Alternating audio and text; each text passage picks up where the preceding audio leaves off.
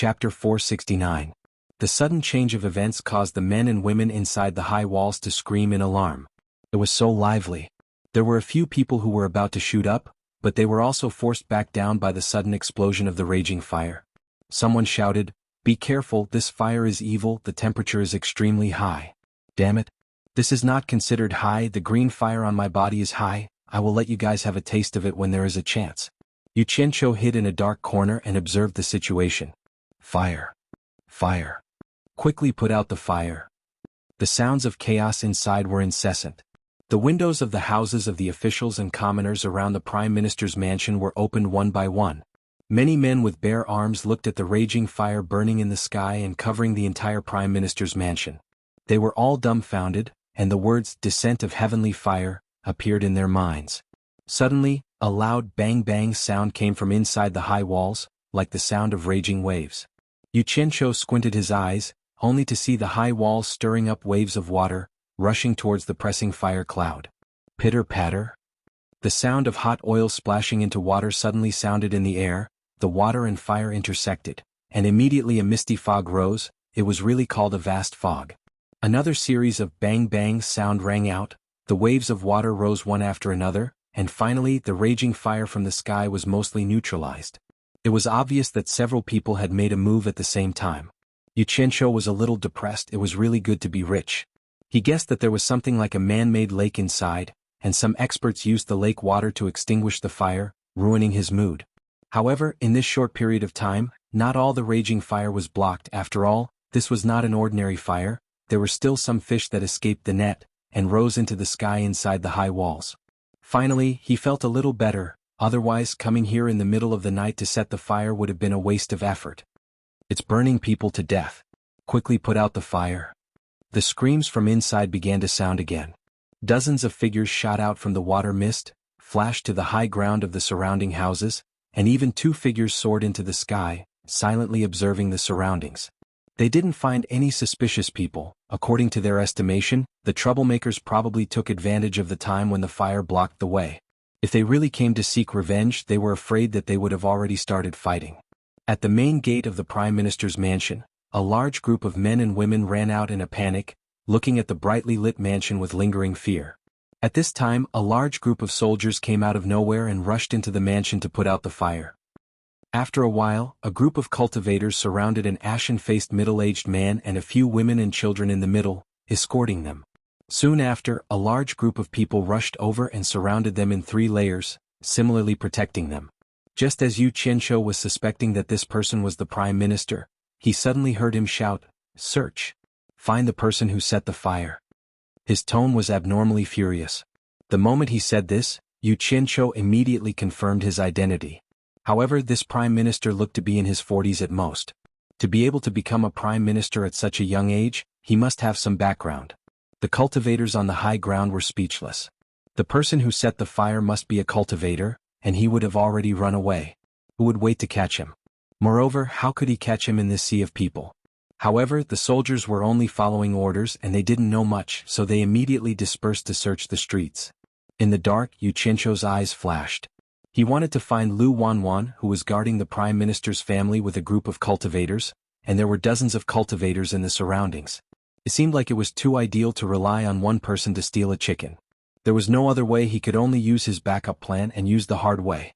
A group of searching soldiers rushed to the alleyway where Xianxia was hiding. He suddenly disappeared, and the soldiers searched him once before leaving. When Xianxia reappeared, he was already wearing a set of black clothes. In the alley besides him, there were also 50 masked men in black, standing in 2 rows against the wall. Xianxia pointed at the surrounded Prime Minister's family, and made a gesture to end the battle quickly.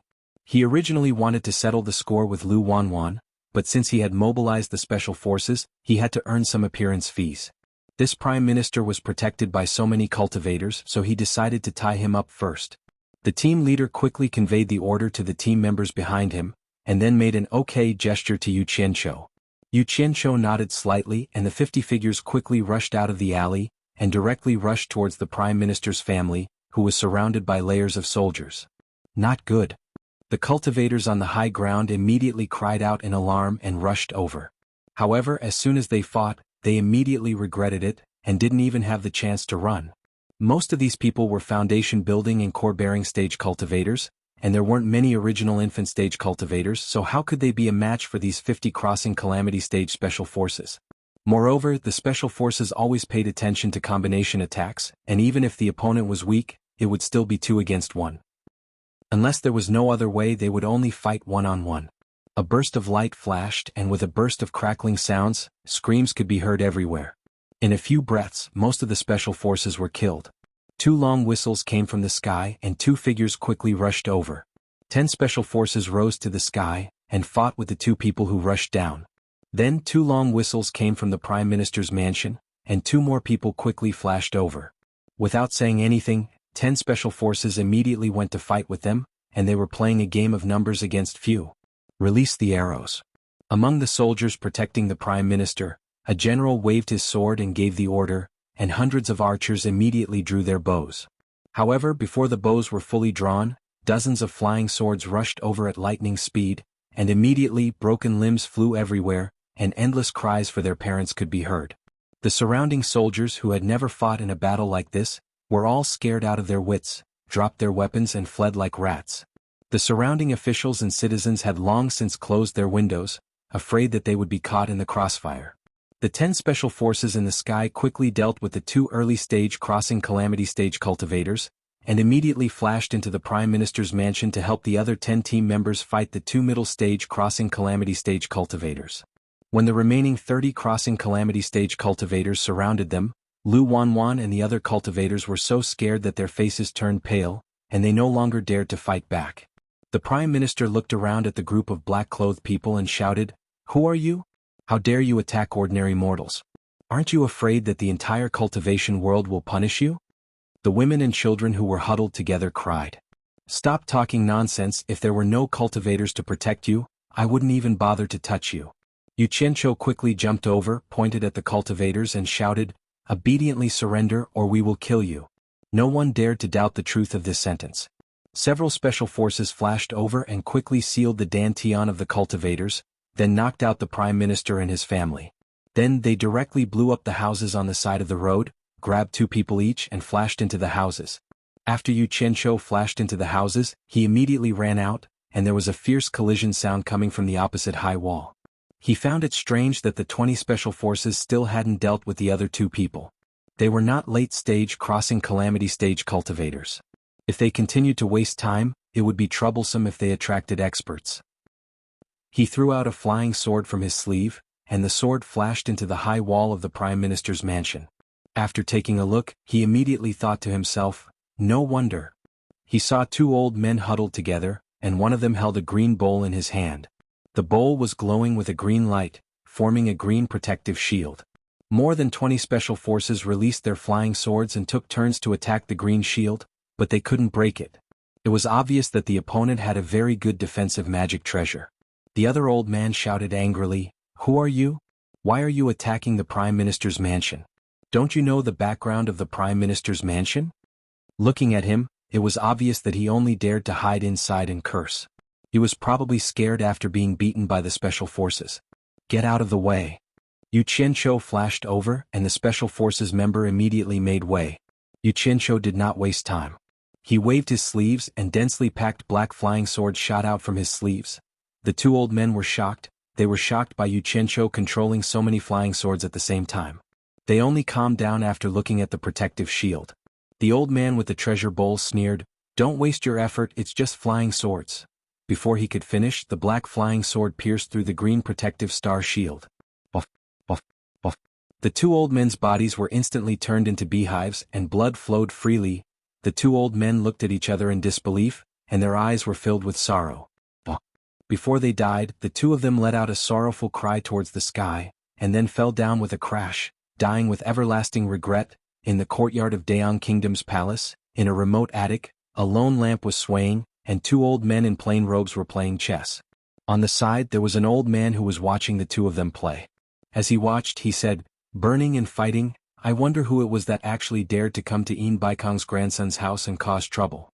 An old man holding a black chess piece muttered, "Who cares who he is? Yin Baikong has many descendants, and he actually placed his grandson in Daang Kingdom to be the Prime Minister. It's really a bit too much. It's good that someone caused trouble." He found a blank on the black chess piece in his hand and filled it in. The other old man holding a white chess piece stared at the chessboard and said, "It can't be helped, Yin Baikong has the cultivation of demigod late stage, one level higher than master." He shamelessly came to find master, and master couldn't bring himself to do it, so he reluctantly agreed.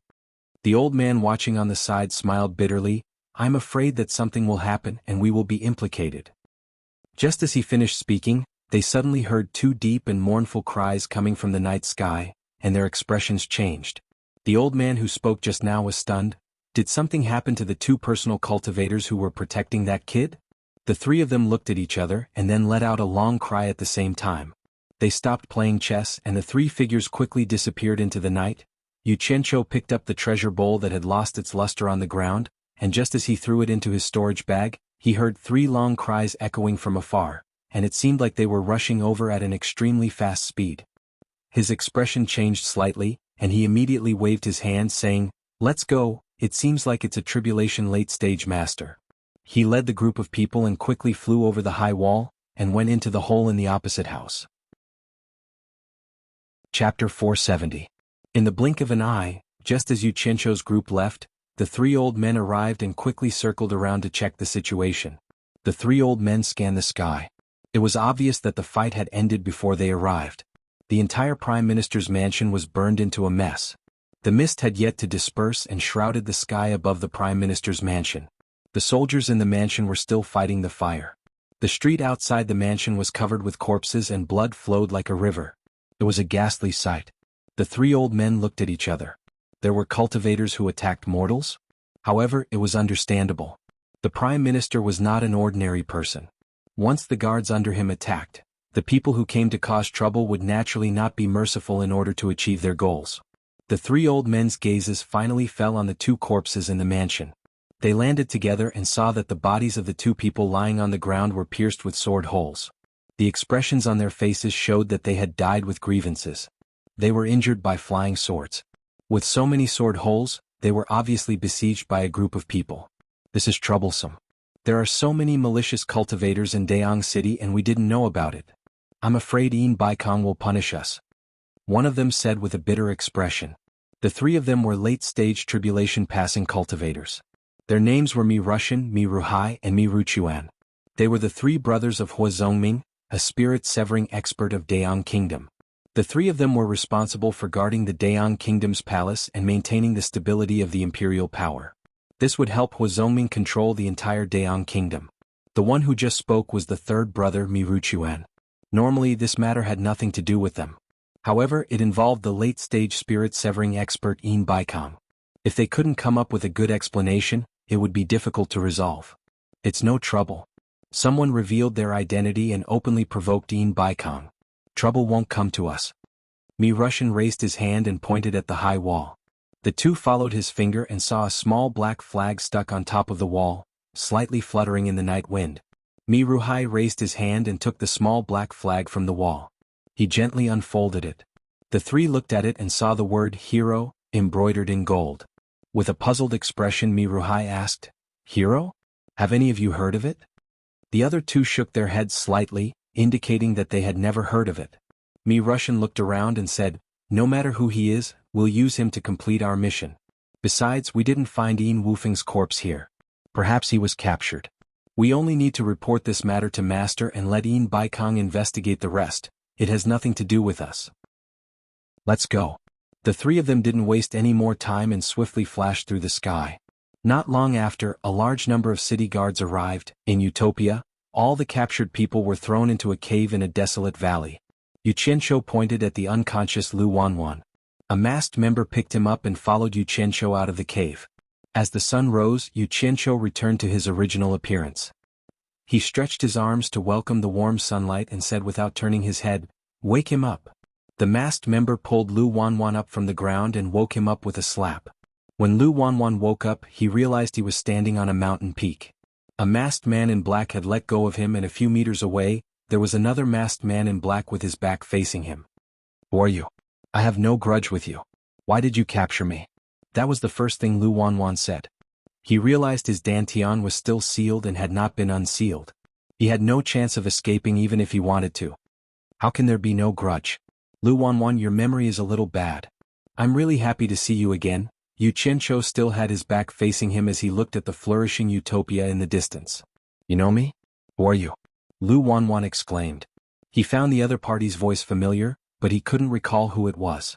Yu Qianzhou slowly turned around and looked at Xuanhuan's mouth that was gradually widening. He said with a faint smile, On Kuangsung's elder Xuanhuan, we haven't seen each other for a long time. I've been looking for you everywhere. AI, it's really difficult to see you. I had to travel thousands of miles to find you. Yu Qianzhou? Xuanhuan was stunned. He couldn't believe that he would actually see this guy in Dying Kingdom. What? You finally remembered? Yu Qianzhou revealed a smile of meeting an old friend. Xuanhuan was stunned for a long time. He suddenly didn't know whether to laugh or cry as he asked, In order to find me, you actually ran to Dying Kingdom to capture me? Monsieur, I almost forgot the grudge between us. I didn't expect you to still remember it. The subtext of his words was to say that it wasn't easy for you to find me even though I hid so far away. I also inadvertently found you. Yu Qianzhou also felt that it was a bit funny and sighed, Since it has come to this, then say it. Why did you run to Dying Kingdom? What else is there to say? I have fallen into your hands. Can you still let me go? Xuanhuan smiled bitterly as if he didn't care. It's better to say it. After all, the matter between us has passed for so long. Say it. Maybe I'll be happy and let you go. Yu Qianzhou said with a smile. Xuanhuan's face was relaxed and didn't have the slightest fear of being captured. It was obvious that he knew Yu Qianzhou very well and didn't expect Yu Qianzhou to let him go. But after a little hesitation, he still told the story of why he came to Dying Kingdom. Maybe he still had a trace of hope in his heart to survive. It turned out that after On Kuangsung was destroyed, Xuanhuan, who was in the 100 Flowers Valley Cultivation Alliance, heard the news and secretly escaped with the remaining On Kuangsung disciples. There was no other reason. It was because On Kuangsung was too arrogant. Not only did he fight with the Devil Blood Palace of Devil Dao, but he also destroyed a few small Devil Dao factions. He had already offended the entire Devil Dao. Without On Kuangsung to rely on, the righteous and Devil Dao hadn't united like now. Xuanhuan knew that the people of Devil Dao wouldn't let the remnants of On Kuangsung go. In order to save his life, he took the remaining On Kuangsung disciples and fled westward. Only then did he arrive at Dying Kingdom. After some twists and turns in order to establish a foothold, he sought refuge with the Prime Minister of Dying Kingdom as a guard. This was the entire story. After listening, Yu Qianzhou nodded and said, You still have some self-awareness. You know that the people of Devil Dao won't let you go. Xuanhuan looked at the masked man in black and asked, I want to know one thing. Those people who destroyed On Kuangsung, were you the one who sent them? No. Yu Qianzhou directly denied it. Seeing that he still didn't believe him, he faintly smiled and said, It's already come to this, I don't need to lie to you. The heroes are indeed my people, but the heroes who destroyed On Kuangsung aren't my heroes. Someone used the name of the heroes to do their own dirty business. They reaped benefits and then poured dirty water on the hero's head. This matter is no longer a secret in China's cultivation world. You may not know, but it was done by the Yin father and son who are supported by the various cultivation world. The Yin father and son. Xuanhuan's face flashed with a trace of resentment. Then he shook his head and smiled bitterly. Even if he knew who the enemy was, so what? He didn't have the ability to take revenge. What's the background of the Prime Minister of Dying Kingdom? How can he get so many cultivators to protect a mortal? Yu Qianzhou asked. Yu Qianzhou, you're in big trouble this time. This Prime Minister's background will scare you. Xuanhuan said word by word. His name is Yin Wufeng. He's the grandson of a soul formation late-stage expert. You didn't expect it, right? China's cultivation world is complacent, thinking that a tribulation late-stage expert is already a top-notch expert. Who knows how big the outside world is? However, Yu Qianzhou's expression made him a little disappointed. He wasn't scared by his words. He just faintly said, So it's the grandson of a soul formation late-stage expert. No wonder. Xuanhuan felt strange and said, You don't look strange at all. Do you know about the existence of soul formation stage? Yu Qianzhou did not answer his question and asked, Have you heard of the world's #1 expert? Xuanhuan's eyes flickered. Are you talking about the legendary Bai Changchun? I've only heard of the existence of such a person by chance. Yu Qianzhou nodded. That's right. He's my master. Do you think I need to be afraid of that soul formation late-stage expert? Xuanhuan's mouth was wide open. He was stunned for a while and was speechless. I've just arrived here, so I don't know much about the foreign cultivation world. Tell me everything you know. Also, I'm interested in that soul formation late-stage expert you mentioned. Xianxia smiled. The two of them were already meat on the chopping block. Since it was obvious, he might as well speak his mind. Xuanhuan looked at him with a complicated expression. After a moment of silence, he untied the storage pouch on his waist and threw it to him. My dantian is sealed, so I can't take anything out. There's a separate jade archive inside. After I came here, I've recorded everything I've seen and heard in it. I was thinking that when I had the chance to return to Wuxia, I'd tell the cultivation world everything I know about this place. It seems like I won't have the chance now. Take it. There's something you want to know inside. Xianxia inserted his divine sense into the storage pouch and quickly found the jade archive. After a quick glance, he discovered that there was indeed a huge amount of information inside. It was probably all the information he'd accumulated over the years. After putting the item away, Xianxia took out the human skin mask and put it back on his face. Then he changed into the embroidered robe. In the blink of an eye, he had turned back into the handsome, elegant man. Xuanhuan pointed at him in surprise. It's you? You were the one who nodded at me on the street that day. That's right. Xianxia smiled. Since you're so honest, tell me what last wishes you have. If it's convenient, I'll help you complete them.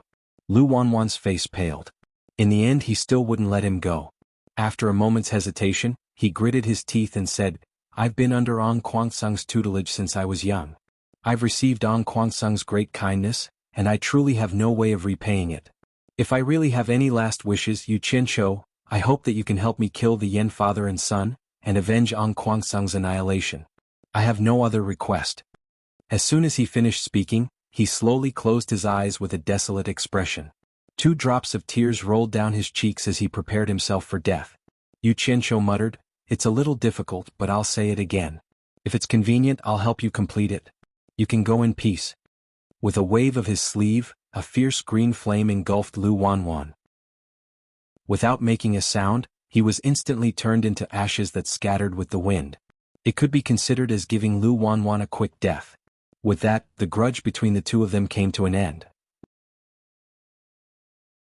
Chapter 471. Dayang Nation's Prime Minister's residence had been burned down, and Prime Minister Yin Wufeng's whereabouts were unknown. It was said that he had been captured. Last night's commotion was so huge that almost the entire city knew about it. When the news spread, the entire Dayang city was in an uproar. Everyone's topic immediately shifted from the princess's betrothal contest to this matter. Although the streets leading to the Prime Minister's residence had been sealed off, the commoners who wanted to watch the commotion could still see from afar that the once luxurious Prime Minister's residence had been reduced to a foul atmosphere. By the time they saw it, there was still smoke that had yet to be completely extinguished rising up, confirming the rumor that a fire had descended from the heavens and burned down the Prime Minister's residence. Dayang Nation was shocked, and so were the envoys from all the other nations. From time to time, messenger pigeons would soar into the sky above Dayang City, relaying the news back to their respective nations. In Dayang Nation's palace, the officials gathered to discuss the matter. The people who lived in the secluded courtyard inn by Wan Nation's embassy territory were all present. That hipster had some tricks up her sleeves. Hibiscus had already thoroughly fooled around with her. The two of them were lying on the lush green grass, whispering to each other. No one knew what they were plotting. Xianxia occupied the swing that originally belonged to the hipster. He closed his eyes and basked in the sun as he swayed gently on it. He held a jade archive in his hand and examined it. It was the jade archive that Xuanhuan had given him. The vast amount of records in it showed that he had indeed put in a lot of effort into it. Perhaps he really did intend to bring it back to Wuxia. Xianxia had already handed over the kidnapped Yin Wufeng and the other cultivators to Xuanhu for interrogation. It would be best if he could force some useful information out of them. Before he left, Xianxia had specifically instructed him that it was fine even if he used torture to extort a confession. Beside him, Zhang Ping shook the swing from time to time, not letting it stop. At first he thought that Miaoyi had fallen asleep on the swing, but when he saw Miaoyi opening his eyes slightly to look at Hibiscus, Zhang Ping finally asked, Mr. Ahem. I heard from His Highness that the Prime Minister's residence was burned down by a huge fire last night. There was also a huge battle and hundreds of ordinary soldiers died. It seems that the Prime Minister has also disappeared. Mister, next time you have something like this, please take me with you. He immediately guessed that it was his master who did it. The sun was a little dazzling. Xianxia narrowed his eyes and looked at him. He said lazily, "There are too many people here. With your size, even if you cover your face, people will be able to recognize you at a glance. Don't worry. There will be plenty of opportunities in the future." Zhang Peng was speechless. He didn't expect that his good physique, which allowed him to charge and break through enemy lines on the battlefield, would become a burden. Xianxia closed his eyes and immersed himself in the vast amount of records in the Jade Archive once again. Yin Baikong, who was at the final stage of the demigod stage, was actually the true ruler of the largest foreign nation, the Tu-En nation. His grandson Yin Wufeng actually ran over to the Dayang nation to become the prime minister. This was rather interesting. Speaking of which, Yin Baikong was most likely the spirit-severing expert in the cultivation world who had the most children. He was desperately sowing seeds in hopes of producing 1 or 2 children with cultivating spiritual roots. However, up until now, even though he had many children and grandchildren, not a single one of them was able to cultivate. It was said that in recent years, he had resigned himself to his fate and stopped doing such things. After reading this news, Xianxia was a little depressed. He originally thought that by capturing his precious grandson, he could extort a huge sum of money. He didn't expect this old thing to have no less than 100 grandsons. He probably wouldn't care if 1 or 2 of them died. However, when he saw that among the old thing's grandsons, there were less than 10 who had any potential, Xianxia was delighted. No wonder Yin Wufeng was able to become the prime minister of the Dayang nation. Yin Baikong probably sold a lot of face to get it. Otherwise, Hua Zongming, who actually controlled the Dayang nation, wouldn't have agreed to it. This meant that the hostage in his hands was still worth some money. It's been a long time since I've done something like kidnapping and extortion. I didn't think I'd have the chance to do it again in this lifetime. This Yin Baikong is one of the richest people in the cultivation world. I wonder how much this grandson of his is worth. Xianxia closed his eyes and smiled as he muttered to himself. "Mister, what did you say?" Zhang Ping didn't hear him clearly and thought he was talking to him. Xianxia opened his eyes and smiled as he waved his hand. "I'm not talking to you." He put away the Jade Archive in his hand and took out the Jade Archive with the detailed topographic map of the Dayang nation. He had to find an advantageous place to pay the ransom. He carefully examined the surrounding terrain of the Dayang city and finally determined the location to be a valley not far from the city. In the Dayang nation's palace, Emperor Xiaoheng was having a headache from the quarrel of his ministers. The dignified prime minister of a nation had suddenly disappeared. This matter was getting out of hand. Moreover, it happened right when the princess was about to hold a martial arts competition to find a spouse. In the Golden Hall, although the ministers were righteously condemning the murderer and requesting for the prime minister to be found as soon as possible, everyone was muttering in their hearts. With the prime minister's residence in such a blood-soaked state, their beloved prime minister probably wouldn't be able to return. Hence, someone started saying that although the prime minister was no longer around, the affairs of the nation couldn't be left unattended for even a day. They had to find someone to temporarily replace the prime minister. Once the prime minister was found, he would be handed over to the prime minister. With that, the missing prime minister was immediately thrown aside. The ministers all wanted to recommend someone who represented their faction to temporarily replace the prime minister. This was because everyone knew that if the prime minister didn't return, the person who would replace him would probably become the real prime minister. Emperor Xiaoheng sat upright on the dragon throne with a sullen face as he looked at the ministers who were on the verge of making a move. They didn't know, but he did. Yin Wufeng was a person with a powerful background. He didn't know how this matter would end.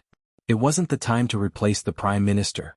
The few elders in the palace had already told him yesterday that this matter was no longer something the imperial court could interfere with. Once the cultivation world was done with it, he would make the final decision.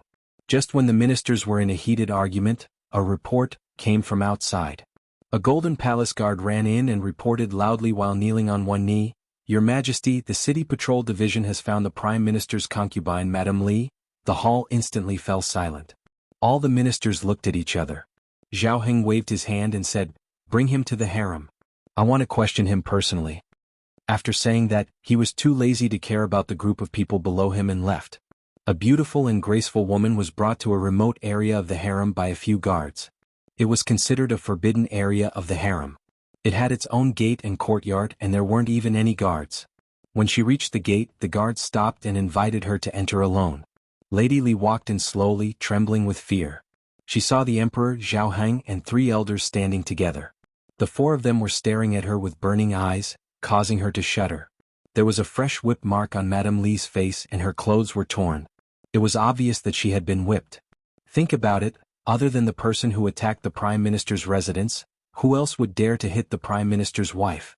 Their gazes didn't linger on her. Instead, they were all staring at the jade archive in her hand. "Greetings, Your Majesty." Madame Li's voice trembled as she bowed. No need for formalities. Zhao Heng's expression was cold. He had met Madame Li before, but he hadn't been this respectful. It was obvious that he was scared out of his wits, and he still had a look of lingering fear. Just as Madame Li rose to her feet, Zhao Heng shouted, "Where is the Prime Minister?" Madame Li was so frightened that she trembled on the spot. She fell to her knees again and said fearfully, "I don't know. I don't know anything. Your Majesty, please spare me." Seeing her kneel again, Zhao Heng's expression softened a little. He asked in a deep voice, "Speak. What is going on? Tell me everything you know. If you dare to lie to me, I will immediately drag you out and execute you." I'll speak. Madame Li trembled as she said, "There was a huge fire. There was a huge fire all of a sudden. Not long after Milord and I escaped, a lot of masked men who could fly suddenly appeared.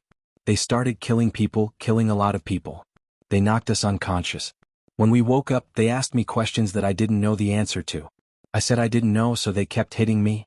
The others frowned as they listened. This woman was obviously scared out of her wits. She was speaking incoherently. Zhao Heng asked, "What did they ask you?" "Yin Baikong. They asked me about Yin Baikong, but I really don't know this person." Madame Li started crying as she spoke. The three Mi brothers exchanged glances with each other. As expected, they were here for Yin Baikong. They didn't know who could be so daring. "Then how did you come back? Where is the Prime Minister? Did he come back?" Zhao Heng continued to ask. "I don't know. I really don't know anything." Madame Li stuttered, "They knocked me unconscious again. When I woke up, I was outside the city. A masked man gave me this and told me not to lose it. If I lost it, he would take my life. He said this is something to save the Prime Minister." As she said this, she raised the jade archive in her hand. Mi Russian's fingers formed a palm as he took the jade archive into his hand. He immediately used his divine sense to examine it, only to see that it said, "Yin Baikong, I don't care if you're a demigod or dog transformation cultivator. Your precious grandson is in my hands. I've been a little short on money lately, so I've kidnapped your grandson. If you want your grandson back, prepare 200 million high-grade spirit stones as ransom. Within 3 days, if I don't see any spirit stones, I guarantee that your name, Yin Baikong, will be immortalized in the cultivation world. Below is the place to hand over the spirit stones. Don't get it wrong." Mi Russian's expression twitched. The inscription was Hero. Looking further down, there was a map. It was probably the place to hand over the spirit stones. "Take a look." Mi Russian didn't know what to say after reading it. He passed the jade archive to his two brothers. The two of them were speechless after reading it. The jade archive returned to Mi Russian's hand. "Let her go. We won't be able to get anything out of her." Mi Russian waved his hand. Zhao Heng immediately had someone take Madame Li away. He then asked, "High Priest, what's inside?" Someone must have eaten a bear's heart and leopard's gall. They kidnapped Yin Baikong's grandson and blackmailed him for spirit stones." Mi Russian laughed coldly. In his heart, he was wondering which lunatic did this. How could Yin Baikong's money be so easily extorted? Zhao Heng also knew what kind of person Yin Baikong was. He was shocked and asked, Who did this?" The word hero came out of Mi Ruhai's mouth. Mi Ruchuan laughed and said, He. Who is this person? I'd really like to get to know him. He clearly did something shameful, yet he still wants to call himself a hero. But, even though it wasn't done by a hero, his guts are definitely heroic. Chapter 472. Hero? Emperor Zhao Heng stroked the sparse beard on his chin. Why does this sound like child's play? Is it possible that someone is joking with Yin Baikong? Mi Russian shook his head. You can't joke like that. 4 of Yin Baikong's disciples have already been killed. This enmity has been formed. Dog transformation stage Interesting. If these words were to reach Yin Baikong's ears, I wonder what kind of reaction Yin Baikong would have? Mi Ruchuan said happily. No matter what his reaction is, it's not our fault that someone has come to bear the responsibility. Your Majesty, the Dayan Kingdom cannot fall into chaos because of a grandson of Yin Baikong. You have to put in more effort. Otherwise you will not be able to explain to Master.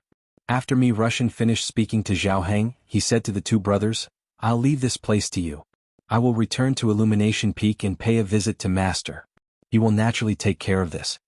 The three of them bowed together, and Mi Russian quickly flew into the sky. Illumination Peak was the highest mountain in the Dian Kingdom. It was located in the depths of the wilderness. Mortals could only look at it from afar and could not approach it. In the Great Light Palace at the peak, there was a guest from the Tuan Kingdom.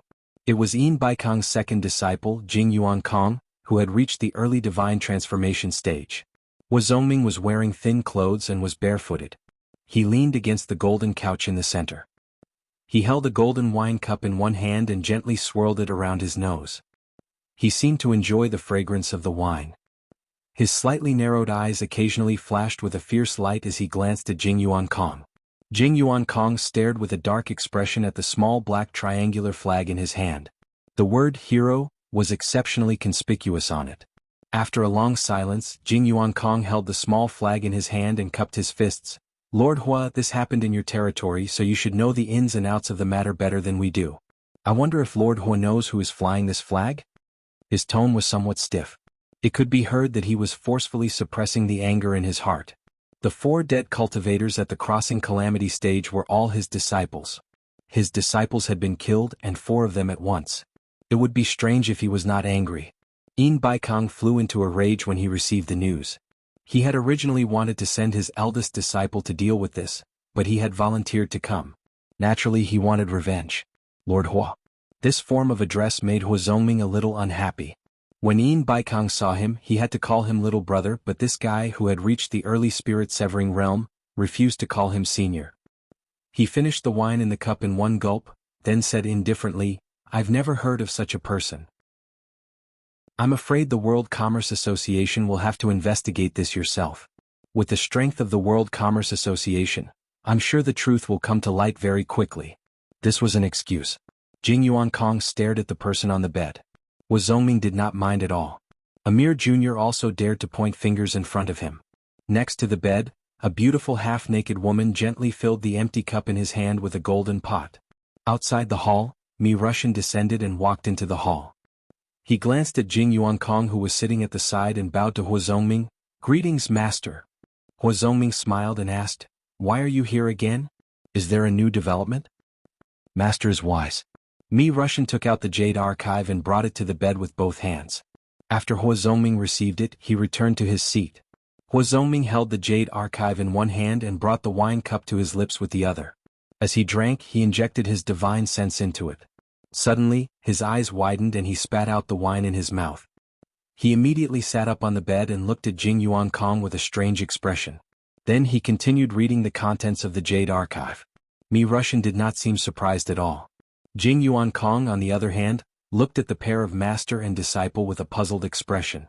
He did not know what was inside the jade archive to make Hua Zongming lose his composure like this. He could not help asking, Lord Hua, does it contain information about Yin Wufeng? Cough cough. Hua Zongming tossed the jade archive over. Take a look for yourself.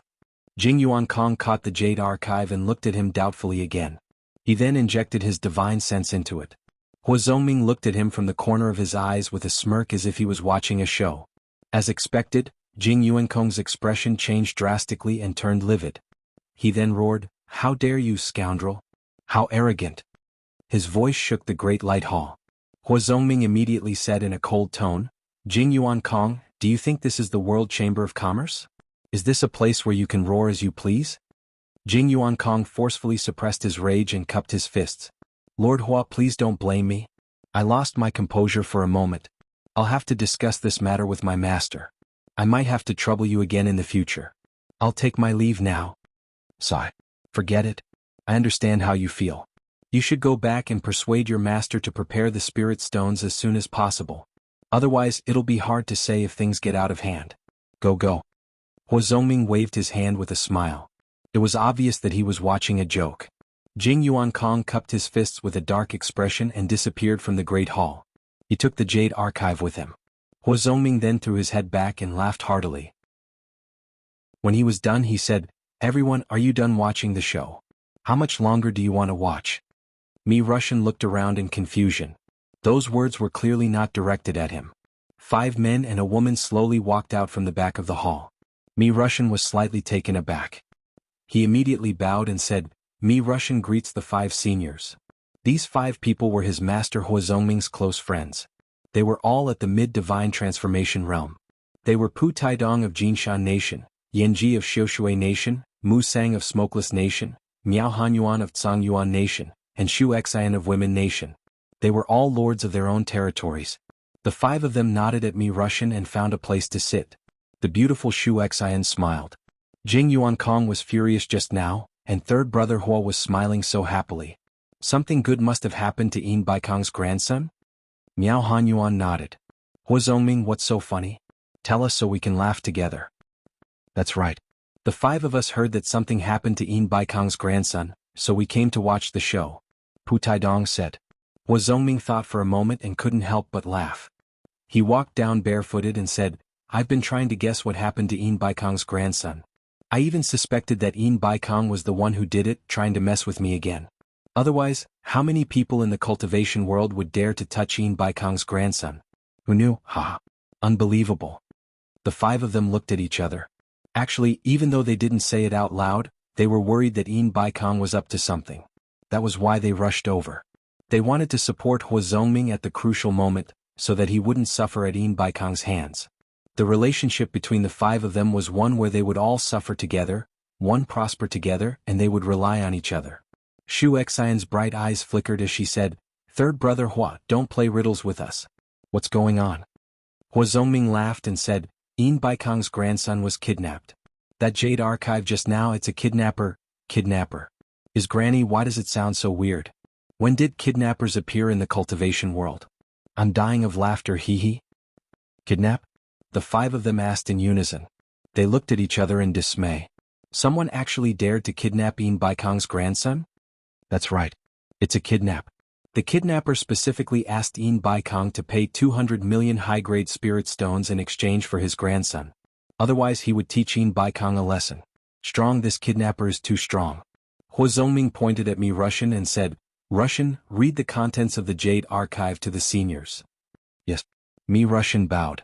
After thinking for a while, he immediately repeated the contents of the Jade Archive without missing a single word. When the 5 of them heard it, they all laughed so hard that they staggered from side to side. Even Yanji, who kept a straight face, was no exception. Pu Taidong laughed breathlessly and said, Huazongming, this happened in your territory. Don't tell me you don't know who did it. Quick, tell us who did this. He's too talented. If I don't make friends with him, I'll be letting myself down. Yes. Quick, tell us. The few of them jeered together. At the side, Mi Russian was sweating profusely. He actually saw the seniors acting like they were old and disrespectful, taking pleasure in someone else's misfortune. Huazongming spread his hands and shook his head, saying, To be honest, I really don't know who dared to do this. If you don't believe me, I can swear to the heavens. When the 5 of them heard this, they were stunned. Mu Sang asked doubtfully, In the cultivation world, the number of people who would dare to do such a thing to Yin Baikong can be counted on one hand. Everyone think about it. Who could be the culprit? The 5 of them immediately fell into deep thought. Miao Hanyuan recalled the contents of the Jade Archive and said, Yin Baikong, I don't care if you're a demigod or a dog transformation cultivator. I've been a little short on cash lately, so I kidnapped your grandson. As he said this, he couldn't help but laugh and said, To dare to say such things to Yin Baikong, it's obvious that you're not afraid of Yin Baikong turning against you. But I really can't think of anyone who would say that. It's one thing to call Yin Baikong a dog, but to actually call him his father. I think this person is a lunatic. He's obviously not following common sense. Yanji shook his head and smiled bitterly. Lunatic? Miao Hanyuan's eyes lit up and said, Who would dare to speak to Yin Baikong in such an arrogant manner? Do you think it could be that person? As he said this, he stretched out his index finger and waved it around. Huazongming was stunned for a moment and said, You mean by Changchun? Miao Hanyuan nodded and said, That's right. Think about it. Under the heavens, who would dare to call Yin Baikong a dog and even call him his father without fear of his revenge, other than by Changchun? No matter how much the other elders looked down on Yin Baikong, they definitely wouldn't say such things. Otherwise Yin Baikong would definitely fight him to the death. It's definitely not him. Xianxian furrowed her brows and said, Although Bai Changchun's actions are crazy, he's a proud and arrogant person. He definitely wouldn't stoop to doing such sneaky things. Everyone think about it. If he asked Yin Baikong to fork out 200 million high-grade spirit stones, Yin Baikong would definitely be more than happy to do it. He might even personally come knocking on his door to pull some strings. Would he even need to kidnap Yin Baikong's grandson? The others nodded in unison, thinking that it made sense. Bai Changchun definitely wouldn't stoop to doing such a thing. Hua Zongming waved his hand and said, "Everyone, don't make wild guesses. You won't be able to guess it. Didn't you say to pay the spirit stones in 3 days to redeem him? When it's time to collect the spirit stones, he'll have to show himself, right? Let's go and take a look. Won't we know who it is then?" Chapter 473. Yin Baikong has many children and grandchildren. Do you think he would fork out 200 million high-grade spirit stones for a commoner's grandson? Yin Ji shook his head. The kidnapper's asking price is too high. He's demanding an exorbitant price. Who told Yin Baikong's xianxia Chamber of Commerce to be so rich? If we don't demand an exorbitant price from him, who should we target? Shu Exang covered her mouth and laughed. This isn't a question of how much a grandson is worth. The key is that with so many children and grandchildren watching him, Yin Baikong has no choice but to pay. The few of them thought of Yin Baikong, a famous old stallion in the cultivation world, and couldn't help but laugh. Pu Taidong suddenly waved his hand. "I think we shouldn't be the only ones who know about this. Since we want to watch the show, let's make it bigger. Let the entire cultivation world see if Yin Baikong, that old fox, is willing to fork out this sum of money. Whenever I think of this old fox scheming against others, I get annoyed. I have to publicize it for him. That's not a good idea." Hua Zongming hesitated. "When the time comes, my Dian nation will become the target of public criticism. Yin Baikong will inevitably come looking for me to punish me. You worry too much. When the time comes, you can just push the blame away and deny it. Just say that the news might be from the kidnappers. This is a bit of a mouthful.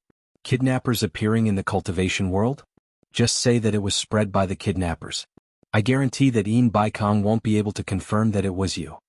Pu Taidong waved his hand at the few of them. "The deadline given by the kidnappers is 3 days. Everyone hurry up and spread the news. Otherwise you won't be able to make it in time." Hee hee. The few of them laughed in unison.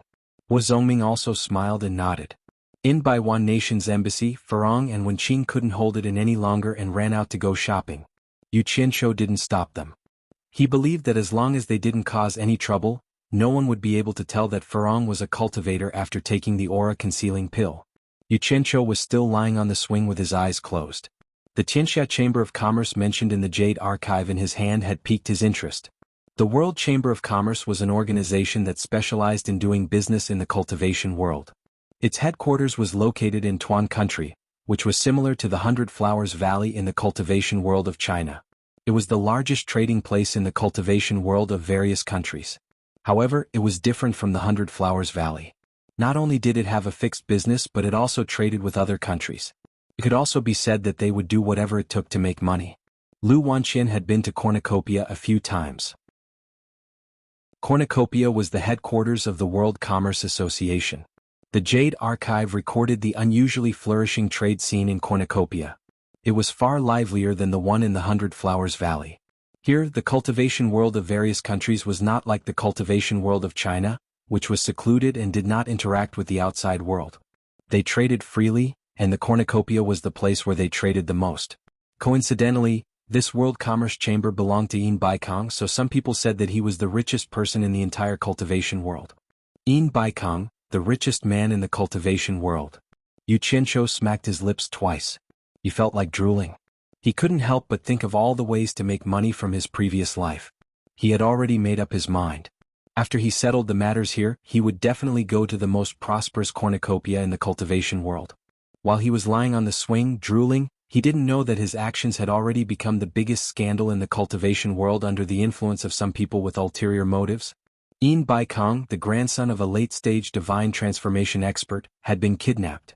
The kidnappers demanded 200 million high-grade spirit stones as ransom. Even Jing Yuankong, who was flying at high speed in the sky, would not have thought that someone would use the method of communication to spread the news in the Jade Archive he had on him to the various countries. Even the location to hand over the spirit stones was clearly stated. On top of Cornucopia's God of Wealth Peak, Yin Baikong suddenly and inexplicably received many messages from his old friends. They were all asking about his grandson's kidnapping and the ransom demanded by the kidnappers. Yin Baikong was completely confused by the questions. He only knew that something had happened to his grandson. Whether or not he had been kidnapped, he didn't know either. He had even mentally prepared himself for the worst.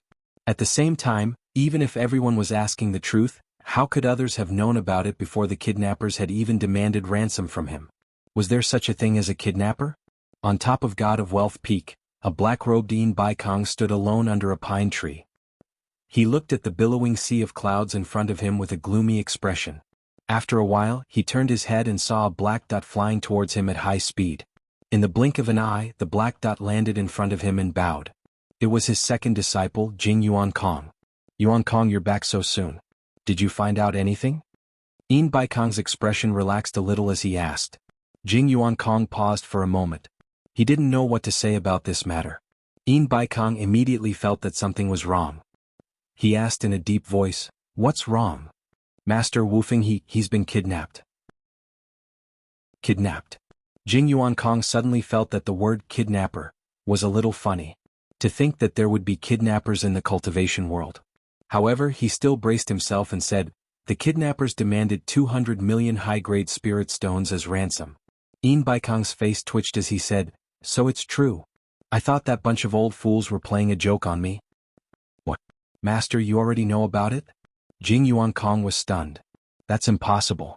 When Hua Zongming's disciple received the Jade Archive from the kidnappers, he immediately sent it to Hua Zongming. After that, I took the Jade Archive and rushed back immediately. Could it be that Hua Zongming spread the news on purpose to make fun of Master? No, I know Hua Zongming's character very well. He wouldn't dare to do such a thing.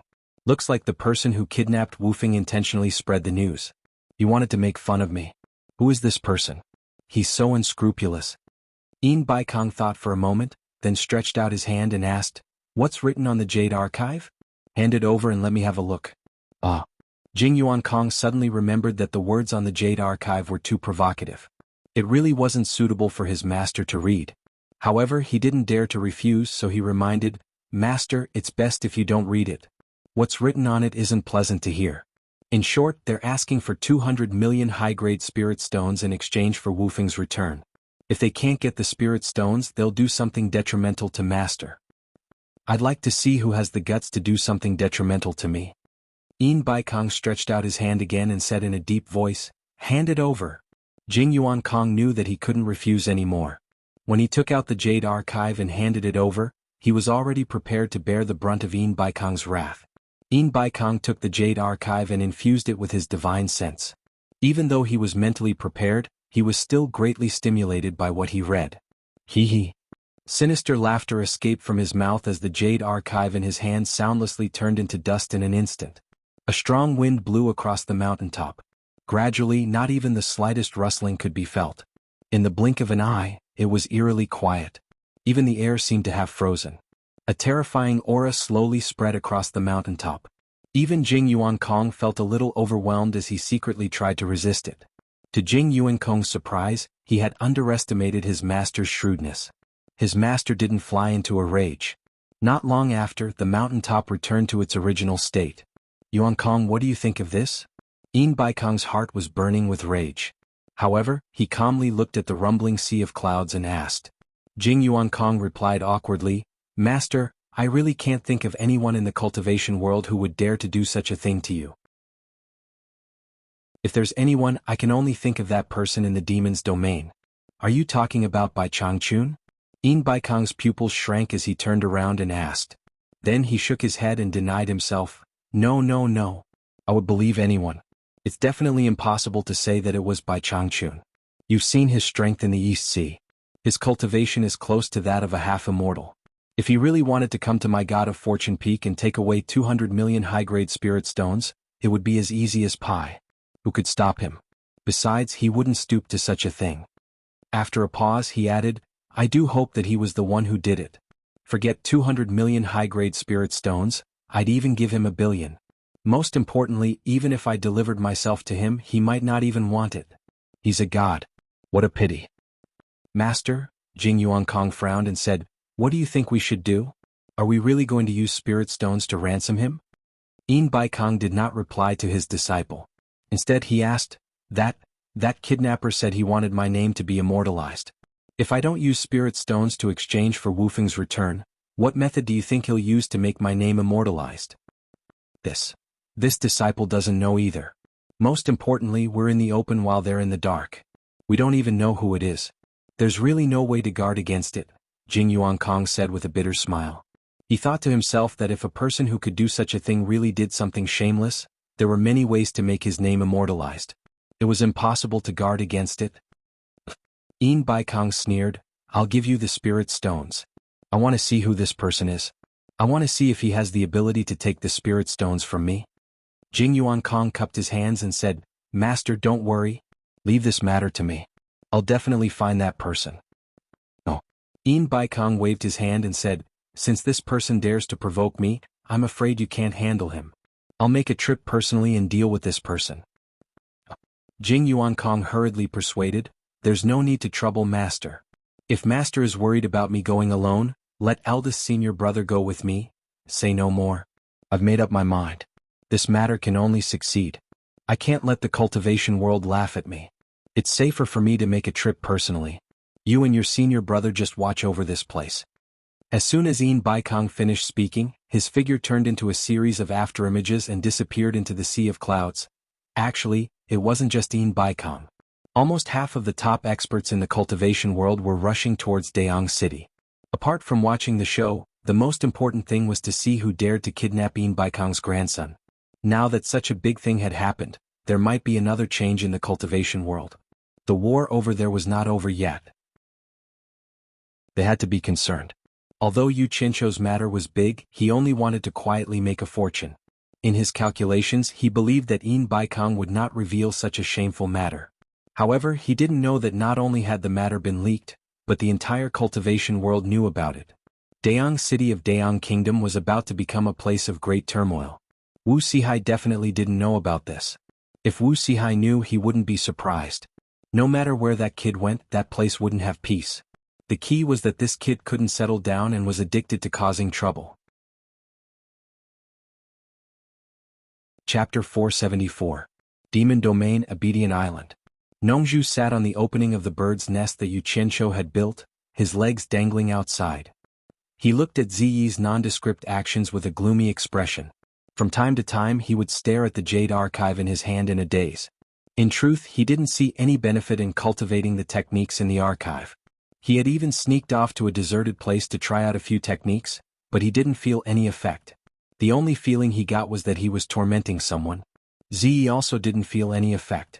Every time he came to ask his master for an explanation, Nongzhu would just give him vague answers. Ziyi himself was also at his wits' end. Nongzhu was truly speechless as he looked at the birdhouse he was sitting on. He couldn't imagine what Yu Qianzhou was thinking about all day, that he would build a house on a tree. Extraordinary people doing extraordinary things. Nongzhu looked in the direction of Twilight Valley and sighed. For the past few days, Bai Changchun and the southern Ming ancestor had been going there almost every day. Suddenly, there was a ripple in the air, coming from the center of the island. Nongzhu's eyes brightened. With a yelp of surprise, he teleported to the front of the house.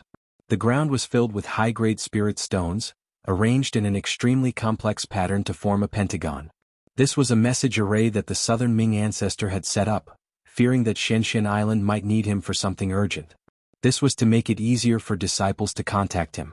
Nongzhu immediately jumped into the empty space in the middle of the pentagon and yelled, "Who is it? Who is it? What's the matter?" "Master, you're not master. Who are you?" The voice replied in surprise. "I am your uncle Nongzhu. If you have something to say, spit it out." Nongzhu's eyes turned and he corrected himself. "Your master is currently busy.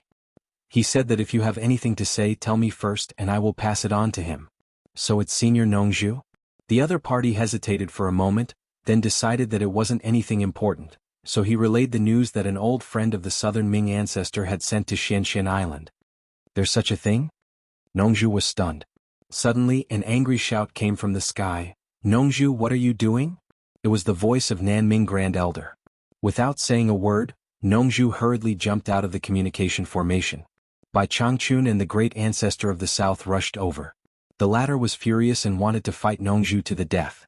Bai Changchun also couldn't allow the two of them to fight on Obedient Island. With a flick of his finger, a wall of light appeared and blocked the two of them. The two of them stared at each other. Bai Changchun looked at Nongzhu and frowned. "Nongzhu, what nonsense did you say to Xianxia Island?" He was also a little angry. After all, Ancestor Nanming was his guest. If Nongzhu made trouble, it was no different from not giving him face. "I didn't say anything. Xianxia Island sent me a message. You guys weren't here, so I listened to it for him," Nongzhu explained. "Stop it. You're meddling in other people's business." Ancestor Nanming spat. He also knew that he couldn't fight with Bai Changchun here, so he jumped into the communication formation and asked Xianxia Island what was going on. After a while, Ancestor Nanming walked out with his teeth bared. Nongzhu, who was beside him, also pinched her chin and thought about something. The two of them were just quarreling, but now they didn't say a word. In the end, Bai Changchun was stunned. He didn't know what the hell was wrong with the two of them. They actually started to play deep. Ziyi, who heard her masters quarreling, also ran over drenched in sweat. She didn't see the fiery scene she imagined, but saw three mature old men. "Nongzhu, what's going on?" Bai Changchun stopped guessing and asked directly. "If I was still in the South Sea purple bamboo forest, someone would have sent me a message." Nongzhu said happily, "Yin Baikong's grandson, who is the prime minister of Daong Nation, was kidnapped. Not only did the kidnappers want Yin Baikong to pay 200 million upper-grade spirit stones as ransom, they even scolded Yin Baikong. They said that if he doesn't see the spirit stones, Yin Baikong's name will be immortalized in the cultivation world." Bai Changchun looked at Ancestor Nanming with a questioning gaze. The latter nodded and couldn't help but laugh. Bai Changchun frowned slightly. Although he didn't care about Yin Baikong, he really couldn't think of anyone else who would dare to treat Yin Baikong like this in the cultivation world. He couldn't help but ask, "Who kidnapped Yin Baikong's grandson?" Nongzhu and Ancestor Nanming shook their heads together. The latter said, "We still don't know who it is, but I believe that the truth will be revealed 2 days later when we pay the spirit stones to exchange for him." "Yes. Who is it?" It's obvious that they targeted Yin Baikong's World Chamber of Commerce, which is the richest in the cultivation world. They're really bold. Nongzhu rubbed her chin and said. The few of them fell into deep thought. For a while they really couldn't think of who did this. Ziyi, who was at the side, had a face full of doubt. Her eyeballs kept rolling, and her suspicious expression became more and more obvious. After hesitating for a long time, she said weakly, "Master, it's very likely that Yu Qianqiu did it." The few of them were startled by his words. Even Ancestor Nanming was no exception. During this period of time, he had always been curious about what kind of disciple a person like Bai Changchun would take, so he had asked a lot about Yu Qianqiu. "Zi, shut up. You can't talk about this kind of thing. With your status as senior Bai, how could his disciple do? Nongzhu reprimanded her righteously, but she couldn't continue speaking. Her face was full of confusion. With Bai Changchun's character, he definitely wouldn't do those sneaky things. But that disciple of his, there was really nothing that he didn't dare to do. It was indeed a little hard to say. Why are you so sure that it's Yu Qianqiu who did it?" Nongzhu asked. Zi shook her head and said, "No reason. I just feel that as long as it's related to spirit stones, I think it's possible that he did it." She had been with Yu Qianqiu for a long time, so she could be considered to know him quite well. That guy wouldn't even let a dead person go for spirit stones. Did he need any other reason to suspect him? Nongzhu glanced at Bai Changchun, whose eyebrows were twitching, and shouted, "What kind of logic is this? How can there be such a hasty judgment?" Although she said this, she secretly remembered that as long as it was related to spirit stones, she could first suspect that kid. Good idea. Ancestor Nanming also heard the fishy conversation between the master and disciple. He stuck his red-haired head over and asked curiously, "Could it really be Yu Qianqiu who did it?" "Impossible." Bai Changchun shook his head and said, "My disciple's cultivation hasn't even reached the crossing calamity stage. No matter how bold he is, he wouldn't dare to provoke Yin Baikong." Ancestor Nanming looked at him with a strange expression and said in a seemingly unintentional manner, "Maybe he's relying on you as his master to back him up. There's no reason for him to be afraid of Yin Baikong. If Yin Baikong knew that you're his master, would he still dare to touch him?" "Probably not." Bai Changchun denied again. However, when he thought of the 3 jade pendants he gave to Yu Qianqiu, he more or less had some doubts in his heart. "Old Bai, don't speak too early." Nongzhu laughed and said, "The timing is too coincidental. He just went to wander around the various countries, and that Prime Minister of Dying Kingdom was kidnapped. Ah. Moreover, I can't think of anyone who would have the guts to touch Yin Baikong's people. Your disciple is extremely bold. This has nothing to do with the level of cultivation. Nonsense. Bai Changchun swung his sleeves and turned around to return to the big house. The three of them looked at each other in dismay. Nongzhu swayed a few times with his hands behind his back and nodded slightly. No way. How can I miss such a lively event? I want to see who the culprit is. Master, I'll go too. Ziyi happily pulled his sleeves. What are you going to do? Nongzhu asked. Ziyi said plausibly, I'm going to find Yu Qianqiu and ask him if he's the one who did this. Stay here obediently. If you dare to run around, don't say that I don't recognize you as my disciple. Nongzhu angrily said in a loud voice. It was unknown how many times this girl mentioned Yu Qianqiu every day. Nongzhu faintly felt that something was wrong. He subconsciously avoided that confusing thought and didn't want to poke through that thin layer of window paper. Ziyi's mouth slightly pouted. She didn't dare to beg again when her master was angry. She could only watch Nongzhu fly away quickly. Ancestor Nanming grabbed his red beard and looked outside the house thoughtfully. On Wuji Island, the cultivators of various countries received a decree at the same time. They were asked to investigate whether there was an organization or a person called Hero in the cultivation world of China. In Wuji Palace, Yin Baikong's disciple Chang Mandong was the first to question. Young Palace Lord, I heard that you had a group of people called Hero in the past, right? I heard that Ang Kuangtsung was defeated by your hero? Now, with the support of Man Hu and his fellow disciples, Yan Zhuixing's status in Wuji Island was higher than his father's. He basically had the right to make decisions on all matters. Hero? Yan Zhuixing had a cold smile on his face. Before this, Man Hu had already told him about what happened in Dying Kingdom and asked him about the hero. Yan Zhuixing's answer was the same as his answer to Chang Mandong. That's right, the hero is my people. These people are all on the island as you can see. But they have absolutely nothing to do with the hero of Dying Kingdom. Yen Bugue, who was sitting in the middle, looked at his son without batting an eyelid. He didn't understand. They obviously did it in the name of the hero. The real hero was definitely not them. But why did his son admit that he was the hero? Although he had doubts in his heart, he wouldn't expose his son's background. Now that the father and son were relying on each other, they had to speak the same words. In front of a group of wolves, the only way for father and son to protect themselves was to unite. In other words, someone deliberately used the name of the hero to cause trouble in Dying Kingdom? Chang Mandong frowned. He also believed what Yan Zhuixing said was true. The cultivators of various countries on the island were monitoring each other. It was impossible for Yan Zhuixing to send people to cause trouble under everyone's eyes. Moreover, the father and son of the Yan family needed their support. How would they dare to undermine them now? Chapter 475. Senior Chang, I think there are two possibilities. Yan Zhuixing slowly walked in front of him and said, First, someone wants to use the hero's name to cause trouble and sow discord between us. Second, there might be a person or organization with the same name as the hero. Senior Chang, what do you think? It's also possible. Chang Mandong said perfunctorily and turned to leave Limitless Palace. The others also slowly dispersed. No one expressed any doubts. Obviously, like Chang Mandong, they all agreed with Yan Zhuixing's words. Regardless of whether this news was important or not, it had to be spread back to the various countries. Most of the people in the hall gradually left. Yen Bugue gave his son a look. Once the father and son arrived at the secret chamber of the back palace, Yen Bugue couldn't wait to ask, what's wrong?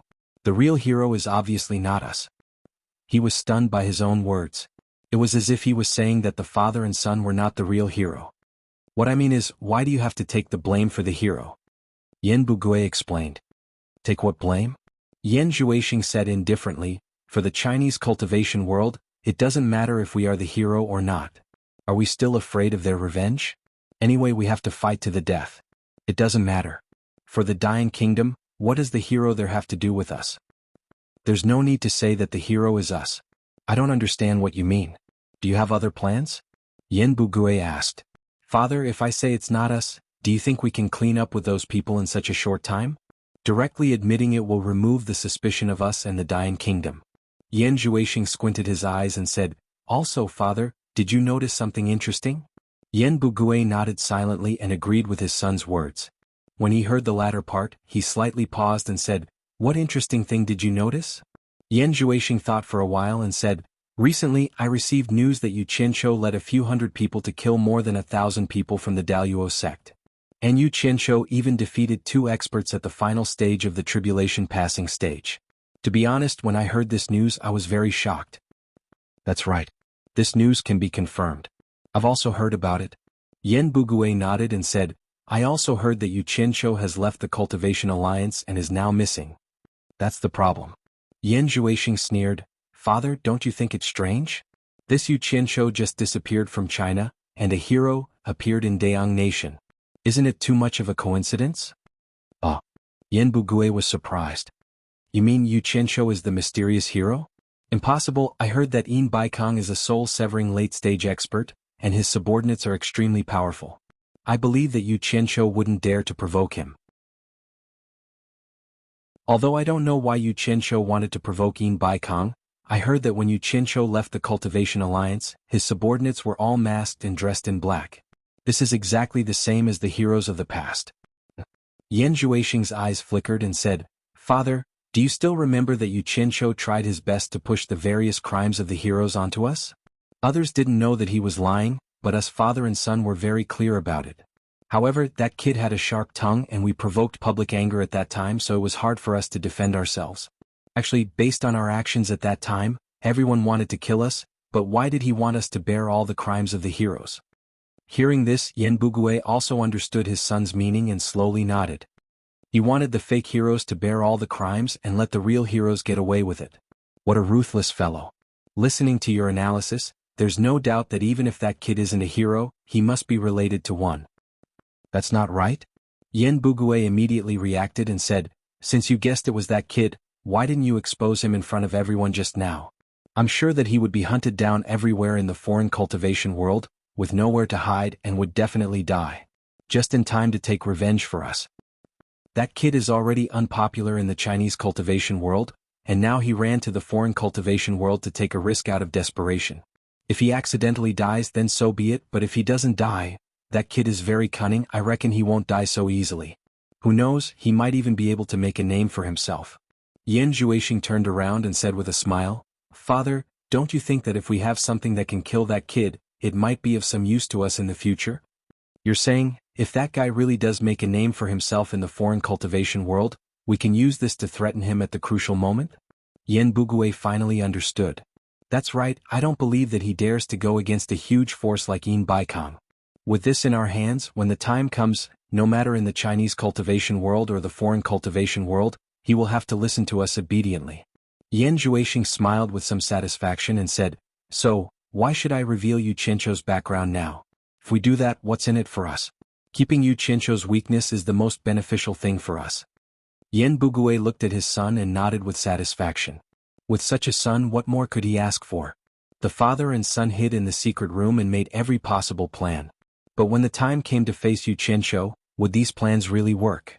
After all, man proposes, God disposes, and the world is unpredictable.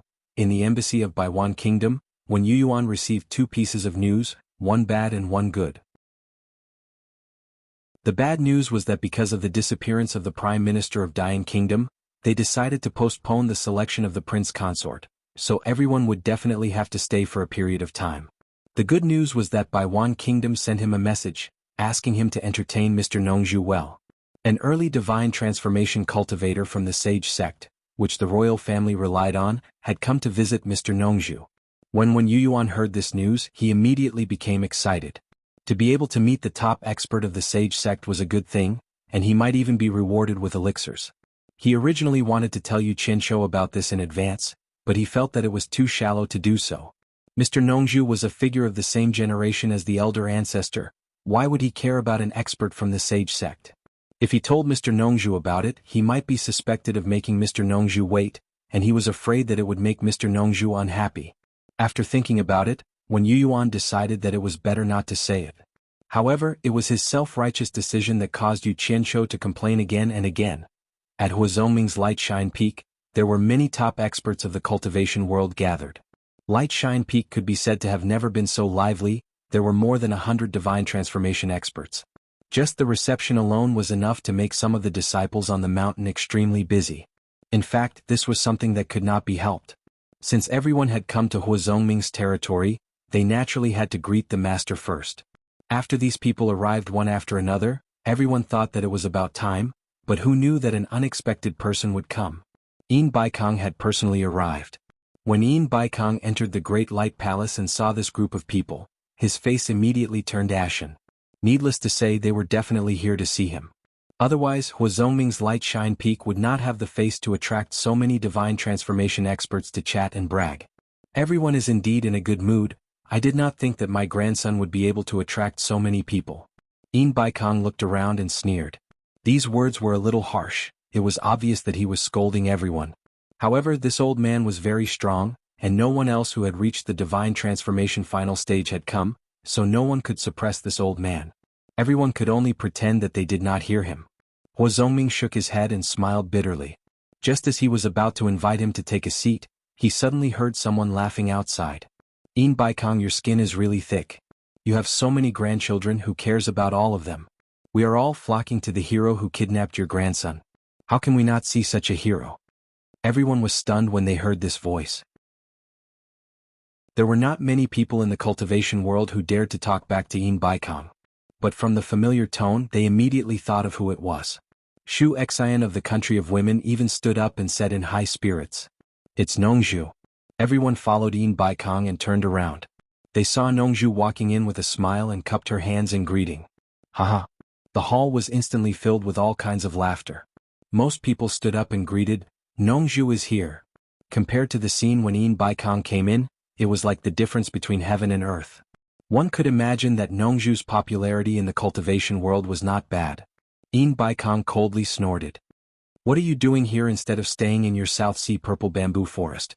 Yin God of Fortune, this is Light Illumination Peak, not your God of Wealth Peak. Besides, my legs are my own. I can go wherever I want. What can you do about it?" Nongzhu flung her sleeves and disdainfully mixed into the crowd, laughing and joking with the crowd. Yin Baikong was rendered speechless by Nongzhu. If it was someone else, he would have already made a move. The key was that the person behind Nongzhu was too strong.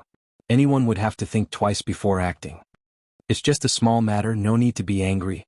Come, please take a seat." Huazongming was not like Nongzhu, who had such a strong backing. He still had to be a good host. "No need. Since I've greeted the host, I'll take my leave first." Yin Baikong flung his sleeves and left. Before he left, he gave Nongzhu a deep look. "Wait until Bai Changchun goes to the Eastern Holy Land and I'll take care of you. Let's see how long you can be arrogant then." Huazongming walked back speechlessly. He pointed at Nongzhu in the crowd and shook his head. "Why do you have to lower yourself to his level? Can't you just deal with it? Why do you have to form a grudge? Let's see what you'll do after Bai Changchun goes to the Eastern Holy Land." Hee. I don't believe that the cultivation world belongs to Yin Baikong alone. If he really dares to bully me, I'll have to ask Wenlanfeng to help me get rid of this old man first. Nongzhu said nonchalantly. Everyone was speechless. Only then did they remember that besides having a good relationship with the world's #1 expert, this guy had also saved the life of the world's #2 expert, Wenlanfeng. If Wenlanfeng stood up for him, even Yin Baikong would have to think twice about the consequences of making a move on Nongzhu. Well said. If Mr. Nongzhu had a lot of scruples, he wouldn't be the Mr. Nongzhu who played around with the world. A sweet voice sounded. Shu Xen walked over with a glass of wine and gently pushed it in front of Nongzhu. Chapter 476. Nongzhu was in a daze, while Shuxin looked at him shyly and affectionately. A glass of wine was placed between them. It was not the aroma of wine, but thousands of strands of love, trying to entangle Nongzhu. The group was silent and they all looked at Nongzhu. The past between the two of them was no longer a secret among this group of people. Nongzhu not only had a high cultivation in the cultivation world, but he was also famous for his flirtatiousness. Besides, he was born with an extraordinary appearance. Few women could escape from his claws when he stretched out his little claws. Everyone knew that Nongzhu was Shuxin's lover, and they had a good time. However, Nongzhu was too much of a playboy. No woman could keep him. Perhaps he was tired of playing with Shuxin, so he quietly kicked Shuxin away and hooked up with another famous beauty in the cultivation world. But Shuxin's cultivation was not weaker than his. Unlike other women, she could not be kicked at will. As a result, she killed the beauty that Nongzhu hooked up with and kept pestering Nongzhu, so Nongzhu avoided her everywhere. In the end, Nongzhu had no choice but to move to Shuntian Island for many years. Bai Changchun's demon domain was not a place that anyone could break into, but Xuxin risked her life to break into it. As a result, she almost lost her life in Bai Changchun's hands. After all, she was a woman who had slept with him. Nongzhu could not watch her die, so he saved her. As a result, Bai Changchun figured out the reason and got angry. Nongzhu was too much. What did he think Shuntian Island was? As a result, the adulterous couple was kicked out of the demon domain by Bai Changchun. Nobody knew what happened. As soon as they got out of the demon domain, they fell in love again. But not long after, Nongzhu had a relapse and disappeared again. When Xuxin found him again, he had already accepted a very small baby as his apprentice. This time it was useless for Xuxin to pester him. Nongzhu swore on the spot. In order to let his apprentice grow up safely, he wanted to accumulate virtue for his apprentice. He swore that he would never touch any woman before he broke through the late Huashan realm, or he would die a horrible death. Since Nongzhu was so ruthless, what else could Xuanhuan do? She could only return to womanland and hope that he could break through to the final stage of demigod as soon as possible. However, this guy's actions made her very disappointed. Although he didn't touch women anymore, he still wandered around and didn't pay attention to cultivation at all. She really didn't know how he could break through to the soul formation final stage. Now that these two enemies had met, everyone couldn't help but reveal expressions of ridicule, wanting to watch the show. Well, why are you here? Nongzhu smiled awkwardly. Xuanhuan's eyes flickered. She bit her lips and said, I haven't seen you for a long time. Let me pour a cup of wine for you. May you remember that we used to depend on each other.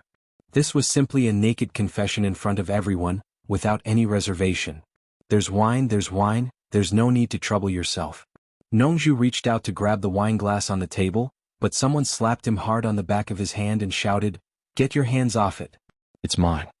He wanted to grab the other cups, but found that they were all taken away in an instant. Nongzhu looked around and suddenly found that he had entered a wolf's den. Everyone was staring at him fiercely. It seemed that if he didn't drink a cup of wine, he would offend everyone. A group of beasts. Nongzhu cursed in his heart. He took the wine glass from Xuanhuan's hand and drank it up. After thanking her, he returned the glass to her. Seeing that she seemed to have something to say, Nongzhu hurriedly made an obeisance to the crowd and said, I almost forgot that I still have something to do. I'll leave first. As soon as he finished speaking, he disappeared. Xuanhuan was stunned on the spot. There was a burst of laughter in the hall. That guy claimed to be free and unfettered. Finally, he seized the opportunity to disgust him.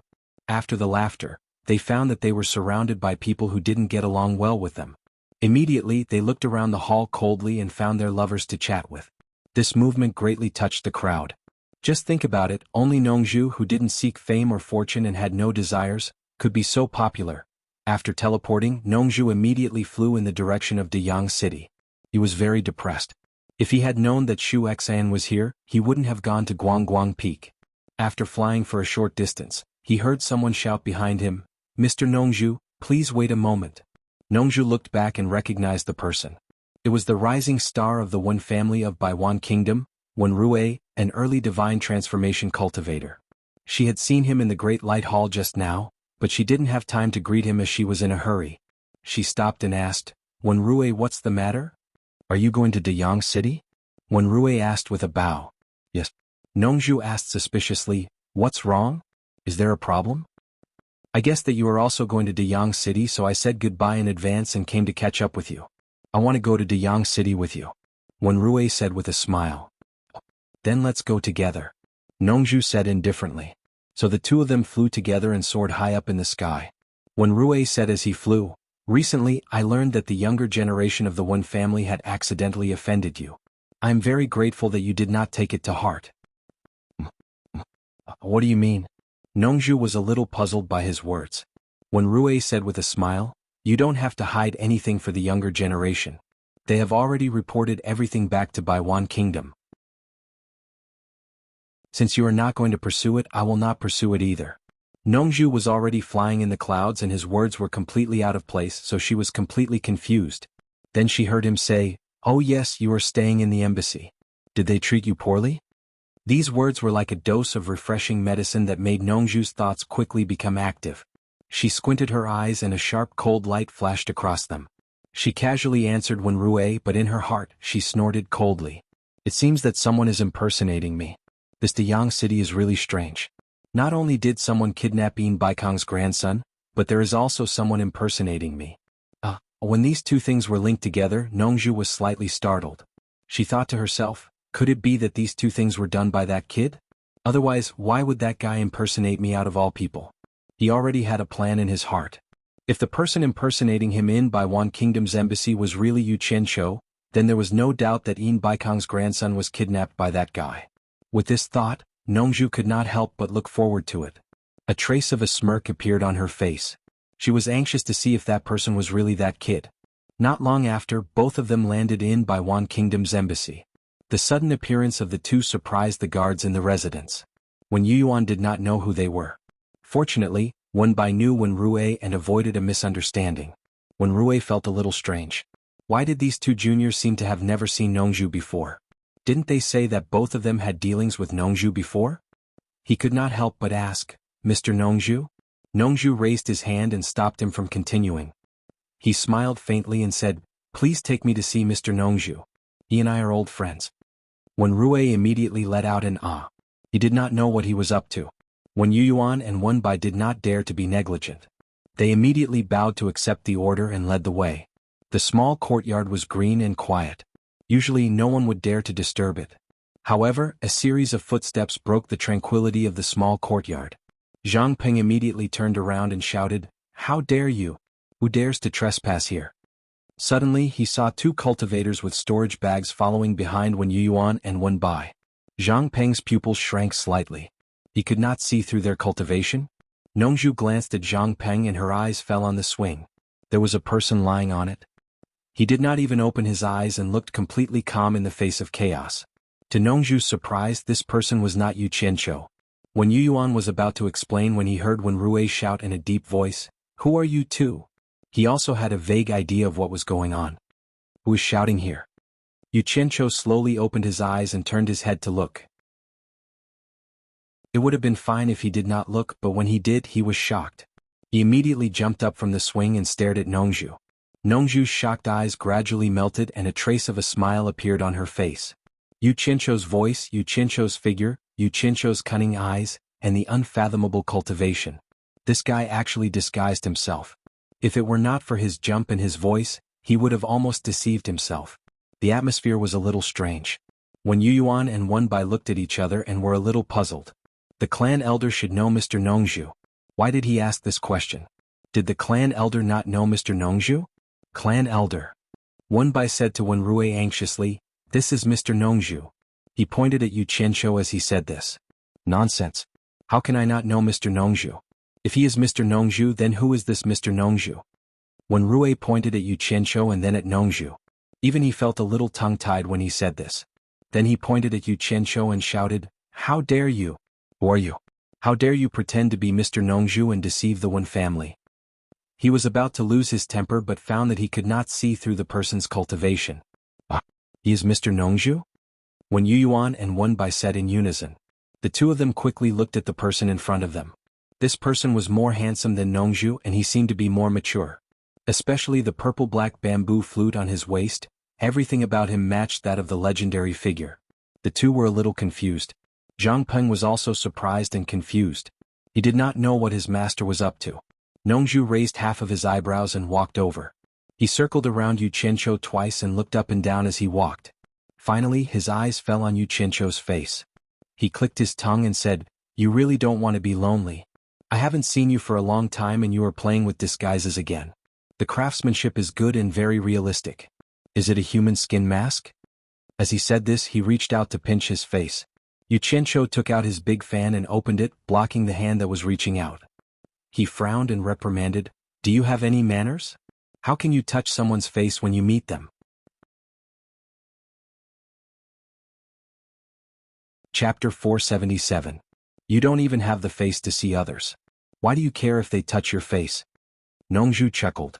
You are the one who doesn't have the face to see others. Yu Qianqiu glared at her and waved his fan.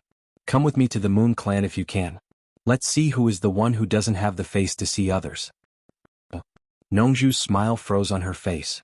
She subconsciously looked back at the stunned crowd and lost the mood to bicker with him. She quickly changed the topic and said, You could impersonate anyone, but why did you impersonate me? It's fine if you pretend to be me, but shouldn't you at least make it look real? This kind of virtue is simply ruining my reputation. She looked up and down at Xianxia with disdain. He was wearing a brocade robe and holding a huge golden folding fan.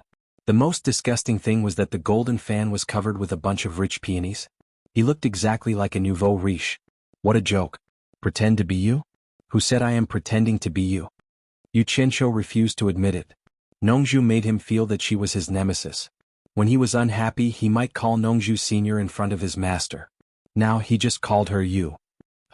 Is there a second Nongzhu in the cultivation world? Nongzhu snorted and said, everyone in the house calls you Mr. Nongzhu. Am I talking nonsense? Xianxia's expression didn't change as he said, that's what they called me. You can ask them. I never said that I was Mr. Nongzhu. They just misunderstood. What he said was equivalent to admitting that he was not Mr. Nongzhu. The expressions on Wen Yoyuan's and Wen Bai's faces collapsed in an instant. Their last glimmer of hope was shattered. Come to think of it, Nongzhu had been hinting that he was Mr. Nongzhu. He had never said that he was Mr. Nongzhu. Now they suddenly realized that the person who had been worshipping for so long was an imposter. The two of them were a little stunned. Although they didn't dare to say anything in front of the elders, they were very angry. When Rui, who had a gloomy expression at first, calmed down after knowing that this person was a fake. There was no doubt that this person knew Nongzhu, and his background was not ordinary at all. Instead he was arguing with Nongzhu. Now there was no need to pursue the matter. When Rui secretly wondered who was under this mask. Had he seen this person before? Nongzhu was startled. She glanced at Wen Yuan and Wen Bai's expressions and understood that Xianxia must have misled them. Otherwise, how could there be such a big misunderstanding? This guy was not a good person. He couldn't help but sneer. Sure enough, you're wearing a mask and your skin is even thicker. You and I both know exactly what is going on. Sir, who is this? When Rui walked to Nongzhu and asked. Nongzhu paused and thought to herself that she really couldn't tell him about Xianxia's identity. If the one family knew that Xianxia was Bai Changchun's disciple, she really didn't know what would happen. So she smiled faintly and said, nothing. He is the disciple of an old friend. This guy is always frivolous and likes to fool around. When Rui said, oh. Seeing that Nongzhu was unwilling to explain, he didn't probe further. At this moment, Hibiscus and Hipster ran in from outside the courtyard excitedly. They were stunned to see so many people here. Xianxia waved to Hibiscus. Hibiscus immediately ran to his side and looked curiously at the two strangers in front of her. Hipster also slowly came to Hibiscus's side and heard Wen Yuan say in a low voice, come back.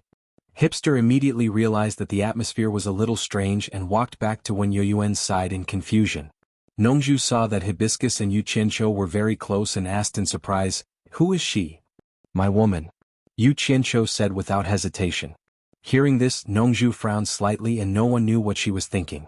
After thinking for a while, she turned and said, When Rui, there is nothing here. You can leave first.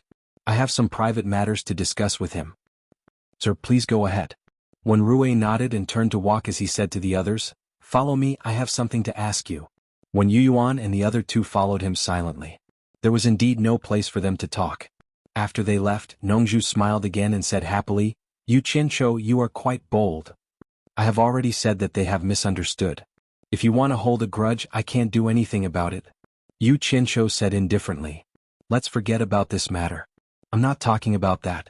Nongzhu waved her hand and said, I said you are bold because you even dared to kidnap Yin Baikong's grandson. I'm afraid you still don't know what kind of person Yin Baikong is. Yin Baikong? Who is Yin Baikong? Xianxia's words were calm but he was shocked. I did this without anyone knowing. How did this guy know? Could it be that he was here because of this? At first, Xianxia thought that Nongzhu's arrival was purely a coincidence. However, Nongzhu actually said that he was the one who kidnapped Yin Baikong. This was a serious problem. From what he had seen in the Jade archives these past few days, Yin Baikong was indeed not a person to be trifled with. No matter how he thought about it, he felt that there were no loopholes in his plan. Xianxia deeply suspected that this guy was very cunning. Maybe he was trying to trick him. Just keep pretending. Nongzhu snorted and said, I'm just reminding you that this matter has already spread to the entire cultivation world. Many demigod stage experts have already gathered in Dian Kingdom. I also rushed over from Obedient Island when I heard this news. I advise you to stop if you can. Under the attention of so many experts, you still want to earn that 200 million high-grade spirit stones? That's a fool's dream. Xianxia was shocked. This matter had already spread to the entire cultivation world? Analyzing Yin Baikong's character, he wasn't that generous to the point of announcing his family's dirty linen. Could it be that someone intentionally leaked this matter to see Yin Baikong make a fool of himself? How dare you ruin my plans? I'll deal with you when I'm free. He immediately set his sights on the Lord of Dian Kingdom, Zhongming. Thousands of thoughts ran through his mind, but his expression was somewhat confused as he asked, "Why don't I understand what you're saying? Who's Yin Baikong? Why would I kidnap his grandson? You can't just spout nonsense without any evidence." Are you not going to admit it? Nongzhu revealed an expression that said he overestimated himself and said, "Tomorrow is the day to pay the ransom. The location is already known by everyone. Facing hundreds of demigod stage experts, even if you get the spirit stones, do you think you can still escape? I guarantee that you won't be able to hide. I appreciate your kindness, but this matter really wasn't done by me." Xianxia waved his fan and sighed, "Although I, Xianxia, am not a gentleman, those who have met me know that I never lie. Everyone is full of praise for my character. I have the courage to admit whatever I do, so there's really no need for me to lie to you. If it was really done by me, I would definitely do it openly." Nonsense. Nongzhu waved her hand and interrupted him. She instantly rolled her eyes at him and sneered, "Don't boast about your character. I've heard from Ziyi that you are a big liar. No matter where he goes, he doesn't care whether others approve of him or not. He first praises his own character to the point of blooming flowers, but behind the scenes he always does such sneaky things." Hearing this, Farong glared at Nongzhu angrily.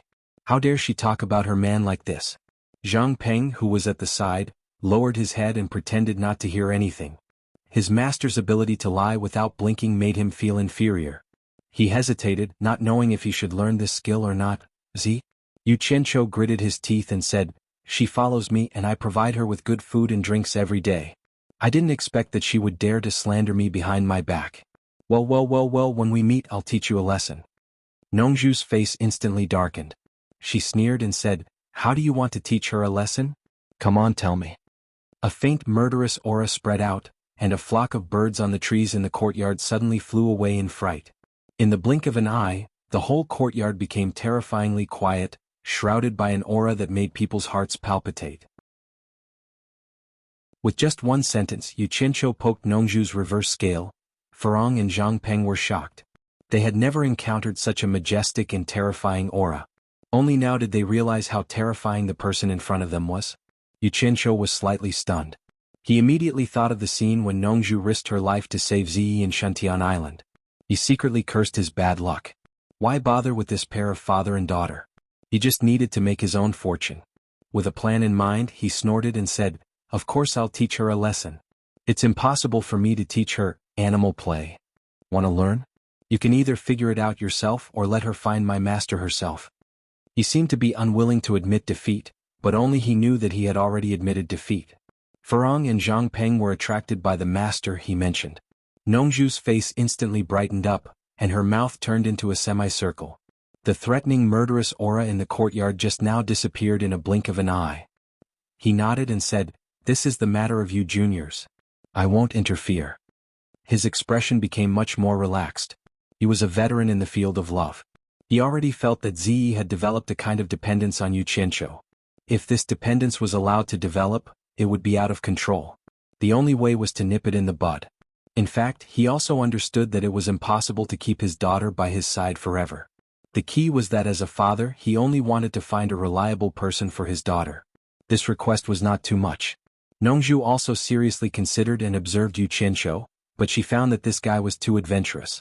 The wild nature in his bones made people feel that he could destroy the world. He did all kinds of unimaginable things, but there was nothing he did not dare to do. He was simply making enemies everywhere. It was fine if Bai Changchun was here, but what if he was gone in the future? Who could protect him? Who could be lucky all his life? Therefore, Nongzhu felt that it was a very dangerous thing to entrust his daughter to Xianxia. Maybe she would become a widow one day. He did not expect his daughter's future husband to be very powerful in the cultivation world, but he hoped that he could accompany his daughter to live a peaceful and happy life. He thought that this request was not too much. Now hearing Xianxia's words, he was greatly relieved. It didn't matter whether he taught his daughter animal play or not. It didn't matter even if she didn't learn it for the rest of her life. As long as you stay away from my daughter. Chapter 478. Xianxia was just giving himself a way out. He didn't know what Nongzhu was thinking. I will stay here for a few more days. You have a good relationship with the Wen family. Please help me inform them so that they won't think that I lied to them. Xianxia didn't bother to be polite to Nongzhu and gave her an order. In fact, Nongzhu was a very easygoing person and didn't care much. But she said strangely, "You lied to them and you still have the face to continue living here?" Then she suddenly realized, "I see. You haven't gotten the ransom yet. Are you going to leave after getting the spirit stones?" "No matter what you say, I solemnly declare that I, Xianxia, am not as bad as you think." Xianxia pointed at Zhang Peng and said, "He has taken a fancy to the princess of the Dayang nation. He borrowed the identity of the Baiwan nation to participate in this competition to find a son-in-law. For some reason he rejected the competition. When the competition is over we will leave. It's not what you think." Zhang Peng, who was silent, almost bit his tongue. "Master, it was you who arranged for me to go. How did it turn into me liking the princess of Dayang kingdom?" Nongzhu glanced at Zhang Peng and said, "What's so good about being the prince's son-in-law? It's a waste if you don't cultivate it." Nongzhu walked around Zhang Peng and looked at him carefully. But he was just looking and had no interest in taking in disciples. Even Nongzhu couldn't see through Zhang Peng's cultivation. This made Xianxia more confident about the efficacy of the restraining breath pill. Xianxia said expressionlessly, "To each his own." What he meant was, "What do you care? Since we met, I'll go and join in the fun." Nongzhu said indifferently. In fact, she suspected that Xianxia was up to something and wanted to go and see. "Up to you," Xianxia said as he laid down on the swing and pretended to sleep. Nongzhu smirked and turned to leave. Before he left, he gave Hibiscus a few more glances and discovered that she was also a mortal. He was truly speechless. It seemed like this fellow had mortal fetishes and liked to mingle with mortals. But it was none of his business. After Nongzhu found Wen Rui and the others and learned that there was indeed a competition to select the emperor's son-in-law, she decided to stay for a few days. Instead, he made up his mind to stay in the same courtyard as Xianxia. He had to observe him carefully to see what he was up to. In this embassy, Wen Chongjing was probably the most depressed one. He didn't expect to meet a liar, and the liar actually made an emperor wish to him. In addition to being depressed, his thoughts fell on the serious Nongzhu, hoping to find a chance to get close to her. Hipster, on the other hand, was a bit better. She was just a bit disappointed. Although she had been bullied by Xianxia for nothing, and he had even promised her the dream of eternal youth, she had indeed fallen for Furong. She had a high status since she was a child and didn't have any real friends. It could be said that she was afraid of loneliness. However, Hibiscus made her see the hope of being friends. When Nongzhu returned to the small courtyard, she saw Xianxia lying on the swing leisurely. She immediately walked over and said angrily, "Don't you know how to respect your elders? Move aside. Disrespectful old man." Xianxia rolled his eyes and jumped off the swing. He said to Zhang Peng, "You don't need to guard here anymore. Go back to the house and rest." After saying that, he directly pulled Hibiscus back to the house. Nongzhu lay on the swing proudly and found that it was indeed more comfortable.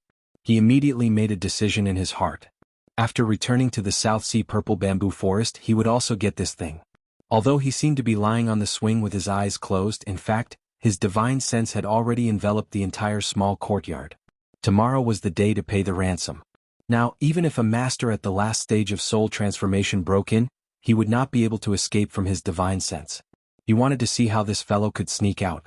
Was it really as he said, that the kidnapping of Yin Baikong's grandson had nothing to do with him?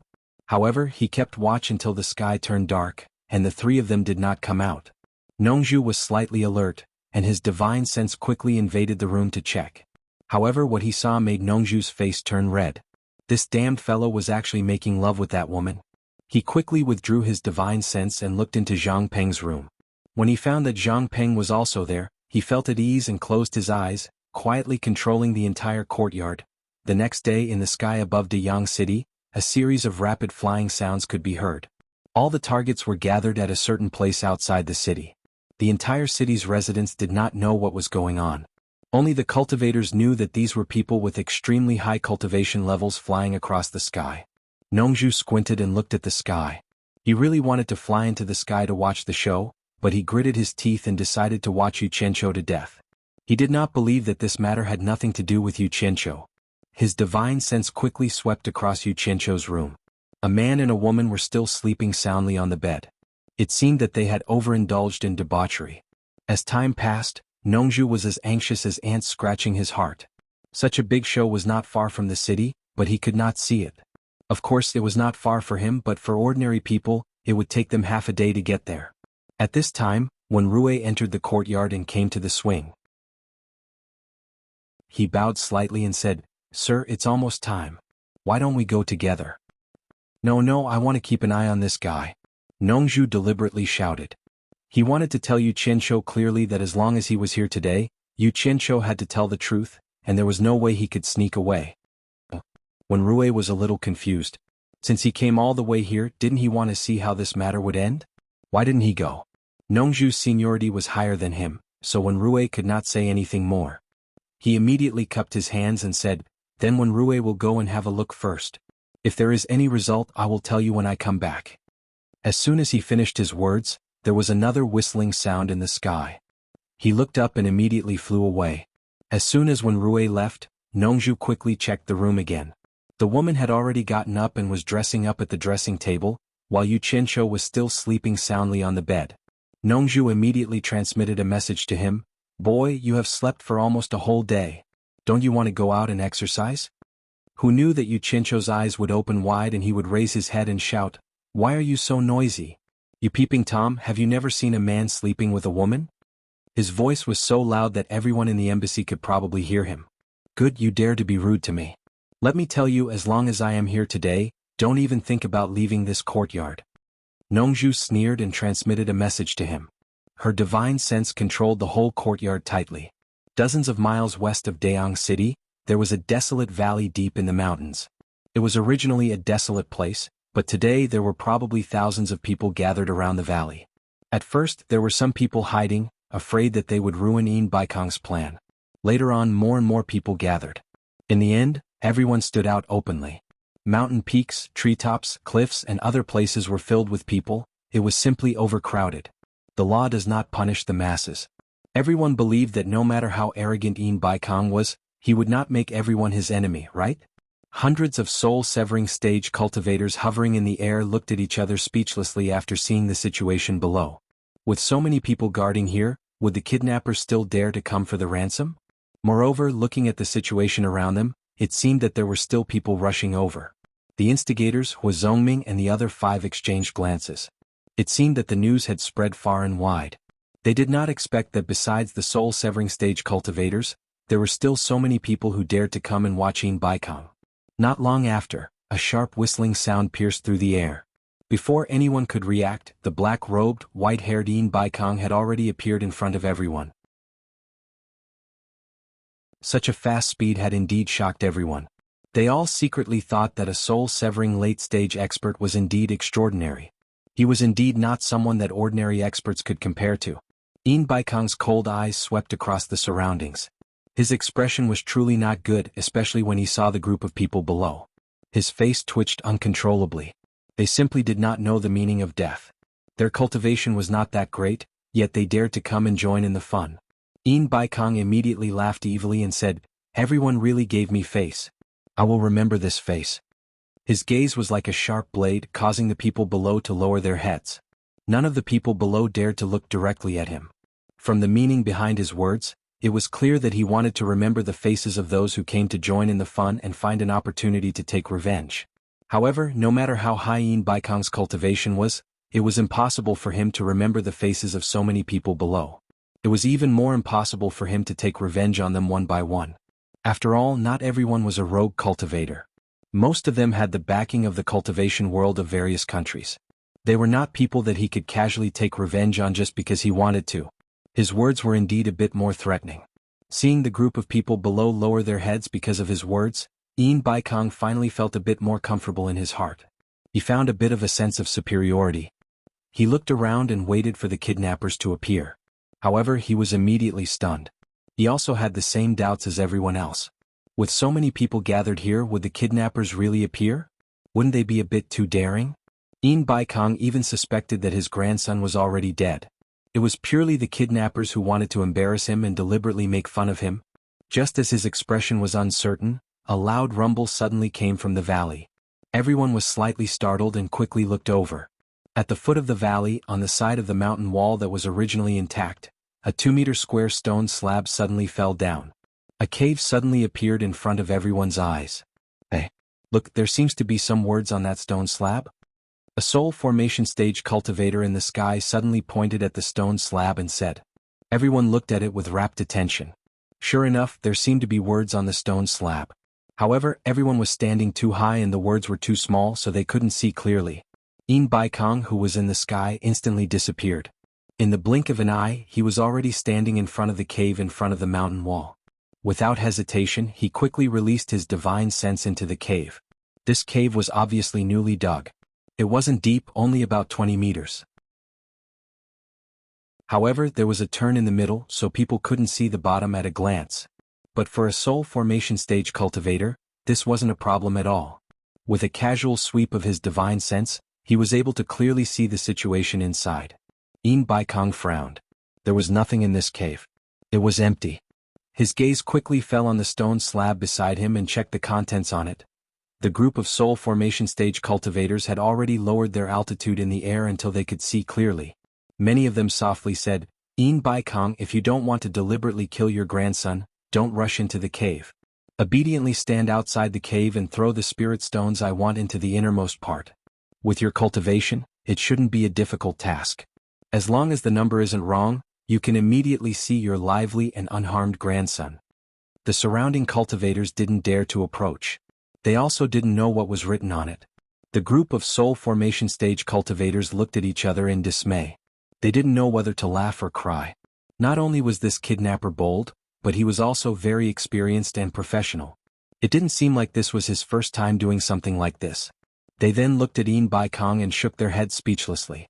This guy was famous in the cultivation world for scheming against people. They didn't think that he would have such a day. Yin Baikong looked at the words on the stone slab. Not only was he not angry, his brows furrowed into a deep groove. He thought to himself the cave was completely empty. There wasn't a single person inside. Even if he threw the spirit stones in, no one would take them. Could it be that he was playing with me? No, Yin Baikong's divine sense quickly swept through the stone slab. This stone slab was at least a few hundred kilograms. It definitely wouldn't have fallen down for no reason. He didn't sense any strong airflow just now. It was obvious that someone had pushed it down from the inside. There was someone inside just now. Yin Baikong's eyes slightly narrowed. His divine sense quickly searched the inside of the cave. However, after searching every corner of the cave, he discovered that there was no possibility of anyone hiding inside. He even used his incomparably tyrannical divine sense to knock on every side of the cave wall. However, he still couldn't find any hidden holes. The group of soul formation stage cultivators above did not know the situation inside the cave. Thus, they couldn't understand what he was hesitating about. What the hell? Yin Baikong's eyes narrowed into slits. He thought to himself, I want to see what kind of divine being would be able to take something from under my nose. He reached out and took out 2 storage pouches. With a light toss, the 2 pouches seemed to be carried by a pair of invisible hands. They slowly flew into the cave. Then they made a turn and fell to the ground after reaching the bottom of the cave. Originally, 1 storage pouch could have contained everything. However, he purposely split them into 2. His goal was to create a slight difference in quantity. Don't look down on this slight difference. 4 people at their level of cultivation, a slight difference at a crucial moment could be a fatal difference. He believed that the person who dared to take advantage of him would definitely not have a cultivation lower than his. Thus, he made some preparations for the details. Huh. Yin Baikong suddenly let out a muffled groan in disbelief. His eyes widened. His divine sense had followed the storage pouches into the cave. He had always been vigilant of his surroundings. However, the moment the storage pouches fell to the ground, he suddenly felt another person's divine sense fluctuation. Before he could figure out where it came from, the 2 storage pouches on the ground mysteriously disappeared. What's wrong with Yin Baikong? What did he see? Why is he so shocked? The group of soul formation stage cultivators above whispered to each other. If it wasn't for the fact that they were afraid of being blamed by Yin Baikong, they would have already gone down to investigate. They didn't see the situation inside, so how could they understand how shocked Yin Baikong was right now? To be exact, Yin Baikong was so shocked that he couldn't speak. His face was filled with horror. To be able to take away 2 storage pouches right in front of his eyes was simply unimaginable. He had seen Bai Changchun's cultivation before. However, even if Bai Changchun personally came, with others blocking the cave entrance, it was impossible for Bai Changchun to take away the things in front of him without anyone noticing. Heavens! Could it be that there's someone in this world whose cultivation is higher than Bai Changchun's? Or is it an immortal descending from the heavens to target me? Yin Baikong swallowed his saliva with difficulty. At this moment, in the cave where Yin Wufeng and his family were imprisoned in Utopia, Yu Qianqiu, who was dressed in black and had his face masked, quickly injected his divine sense into the 2 storage pouches. After a while, he nodded with satisfaction and laughed at the wounded Yin Wufeng. Your grandfather Yin Baikong is indeed a man of his word. 200 million upper-grade spiritual stones are not a small amount. You're rich. As expected of the owner of the World Trading Company, ha. He put them away. Yin Wufeng looked at the whip marks on his youngest son's body and said angrily, "Who are you? Since you know that my grandfather is the owner of the World Trading Company, how dare you torture my family? Aren't you afraid that my grandfather will settle the score with you?" Yin Baikong is nothing to me. Yu Qianqiu sneered. Seeing that Yin Wufeng was about to bite, he waved his hand and said, "This guy is itching for a beating. I'll give him a good memory before I leave. Beat him." Wham! A masked man in black waved the rattan in his hand, causing Yin Wufeng to wail and roll on the ground. Her family of women and children were so frightened that they burst into tears. "How dare you talk back to me? You don't even have the awareness of being a prisoner." Yu Qianqiu waved his hand again and said, "Forget it. A few lashes will do. It'll be bad if he dies. Yin Baikong will scold me for not keeping my word. Damn it, I'm the most trustworthy person." Yin Wufeng was unrepentant. He glared at Yu Qianqiu fiercely. Yu Qianqiu chuckled and said, "Don't look at me. Your grandfather has paid the ransom and will send you back soon. You should take care of your wife and children. If your grandfather refuses to pay the ransom, your family will have to part forever." "What do you mean?" Yin Wufeng's eyes widened as he roared. "Nothing." Yu Qianqiu chuckled and said, "Your grandfather has paid the ransom, so of course I have to send you back. But I'm only paying the ransom for you. Do you understand what I mean?"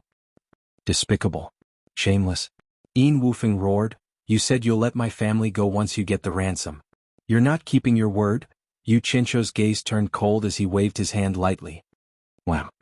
The masked man beside him immediately lashed out with a whip, causing Yin Wufeng, who had just struggled to get up, to scream and roll on the ground.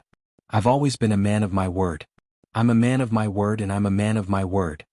Yu Qianqiu sneered and said, "Raise your arrogant head and think about it. I've always said that I'll let you go once I get the ransom. When did I say that I'll let your family go? I hate it when people slander me." Yin Wufeng trembled with anger. He carefully thought about what the other party had said and it was true. The other party did not say that he would let his family go once he got the ransom. He only promised to let him go. However, the other party's confusing words were clearly hinting to him that Yu represented his family. Now that the other party had gone back on his word and his family was in the other party's hands, what else could he do? "What do you want so that you'll let my family go?" Yin Wufeng roared. "Well, I'll help you think about it." Yu Qianqiu turned around with his hands behind his back before he suddenly nodded and said, "What do you think about this?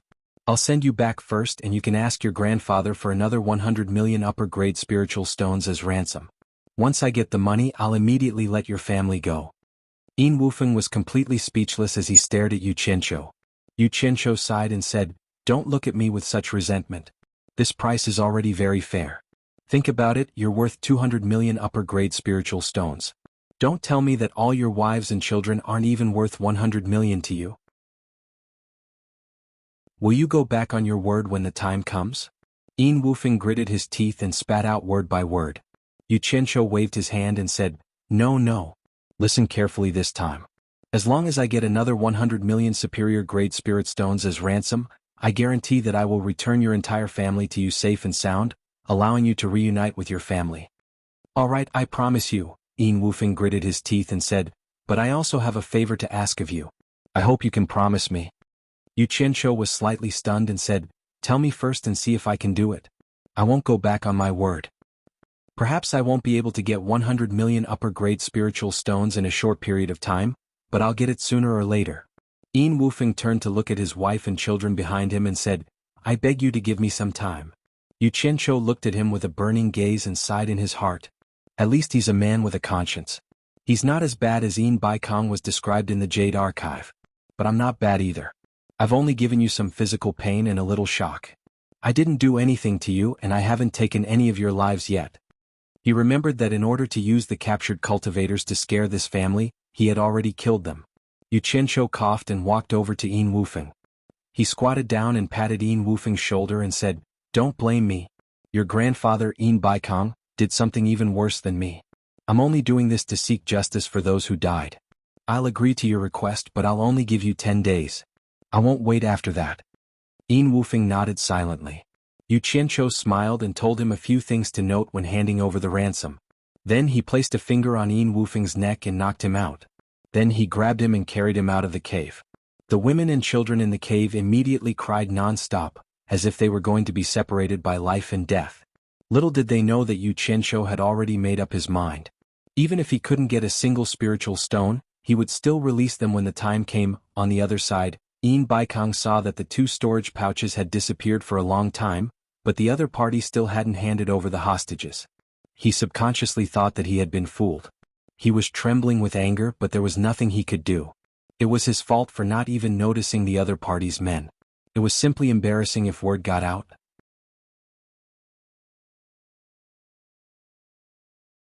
Chapter 479.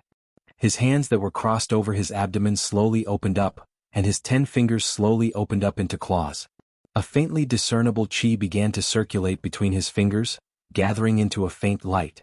Yin Baikong's black robe fluttered without any wind. He was like a motionless mountain, but it gave people the feeling that something terrifying was brewing in his body that was about to explode. Not good. Yin Baikong seems to be making a move. The soul-forming stage cultivator at the top had just spoken, but the others had already soared into the sky. They had obviously noticed it as well. What a joke! With Yin Baikong's cultivation, once he made a move, wouldn't it be a waste if they stood too close to be affected? The surrounding cultivators also noticed that something was wrong. Seeing the group of soul-forming stage cultivators in the sky fleeing, how could they not know the terror of Yin Baikong's eruption? In an instant, figures flew everywhere, each faster than the last. Yin Baikong, who was extremely furious, wanted to make a move. He wanted to destroy the cave in one fell swoop to vent the anger in his heart. However, just as the boundless true essence in his body was about to circulate, a weak moan suddenly came from the cave before it could be released. Yin Baikong was slightly startled. His divine sense was like lightning, filling the entire cave in an instant. Yin Wufeng, who was riddled with injuries, had appeared out of nowhere. He was looking around blankly as he climbed up, holding onto the cave wall as he walked step by step towards the light outside. The powerful aura that he had accumulated disappeared in a blink of an eye. Yin Baikong's forehead was covered in a thin layer of sweat. His opponent's cultivation was too high, not just a little higher than his. He was practically treating him like a blade of grass, toying with him however he wanted. It was truly frightening. Yin Baikong had never been so afraid before. Even when he was facing the world's #1 expert by Changchun, he had never felt so uneasy. The anger that had just been ignited was instantly extinguished. His opponent had completely ignored his existence. Yin Baikong did not dare to act rashly, because the consequences of destroying the cave would be unpredictable. The group of soul-forming stage cultivators in the sky could not help but exclaim in surprise. They had just noticed that Yin Baikong's aura was getting stronger, and it looked like he was on the verge of exploding. Why did he suddenly retract his aura? A person walked out of the cave in a swaying manner, immediately attracting everyone's attention. After not seeing strong light for a few days, Yin Wufeng subconsciously covered his eyes when he approached the cave entrance. After a while, he let go and saw the black-robed Yin Baikong standing outside the cave. He immediately ran over. "Grandfather!" With a sorrowful cry, Yin Wufeng knelt on the ground and kowtowed while crying. Wufeng is unfilial to have alarmed grandfather's presence. "It's good that you're back. It was grandfather who implicated you." Yin Baikong's face revealed a rare trace of benevolence, but when he saw his grandson's ragged clothes and the lacerated flesh, he couldn't suppress his anger, causing his brows to tremble incessantly. He then shouted angrily towards the cave, "Who exactly are you? With your cultivation, why are you torturing a mortal?" The sound was like an invisible sharp blade, scraping the layers of rocks that had been peeled off the walls of the cave, causing them to fall to the ground. The spirit-severing cultivators in the air were all bewildered. They didn't know just how high the cultivation of the person inside the cave was to be able to cause Yin Baikong to be so fearful. Even though he was so angry, he was still able to restrain himself and not make a move. Seeing that no one in the cave replied, Yin Baikong looked around. Under the watchful eyes of the crowd, he knew that if he didn't act tough today, he would become a laughingstock for bullying the weak and fearing the strong. One must know that it was not shameful to submit to the world's #1 expert by Changchun, because no one dared to defy him. However, if he were to submit to this nameless person, then his Yin Baikong's reputation would be ruined today. With this thought in mind, he couldn't care less about the other party's unfathomable cultivation. He shouted again, "Since you've come to me, then I, Yin Baikong, will not shirk my responsibility. Do you dare to come out and fight me?" The people in the air and the surroundings immediately whispered to each other. Yin Baikong had taken the initiative to issue a challenge.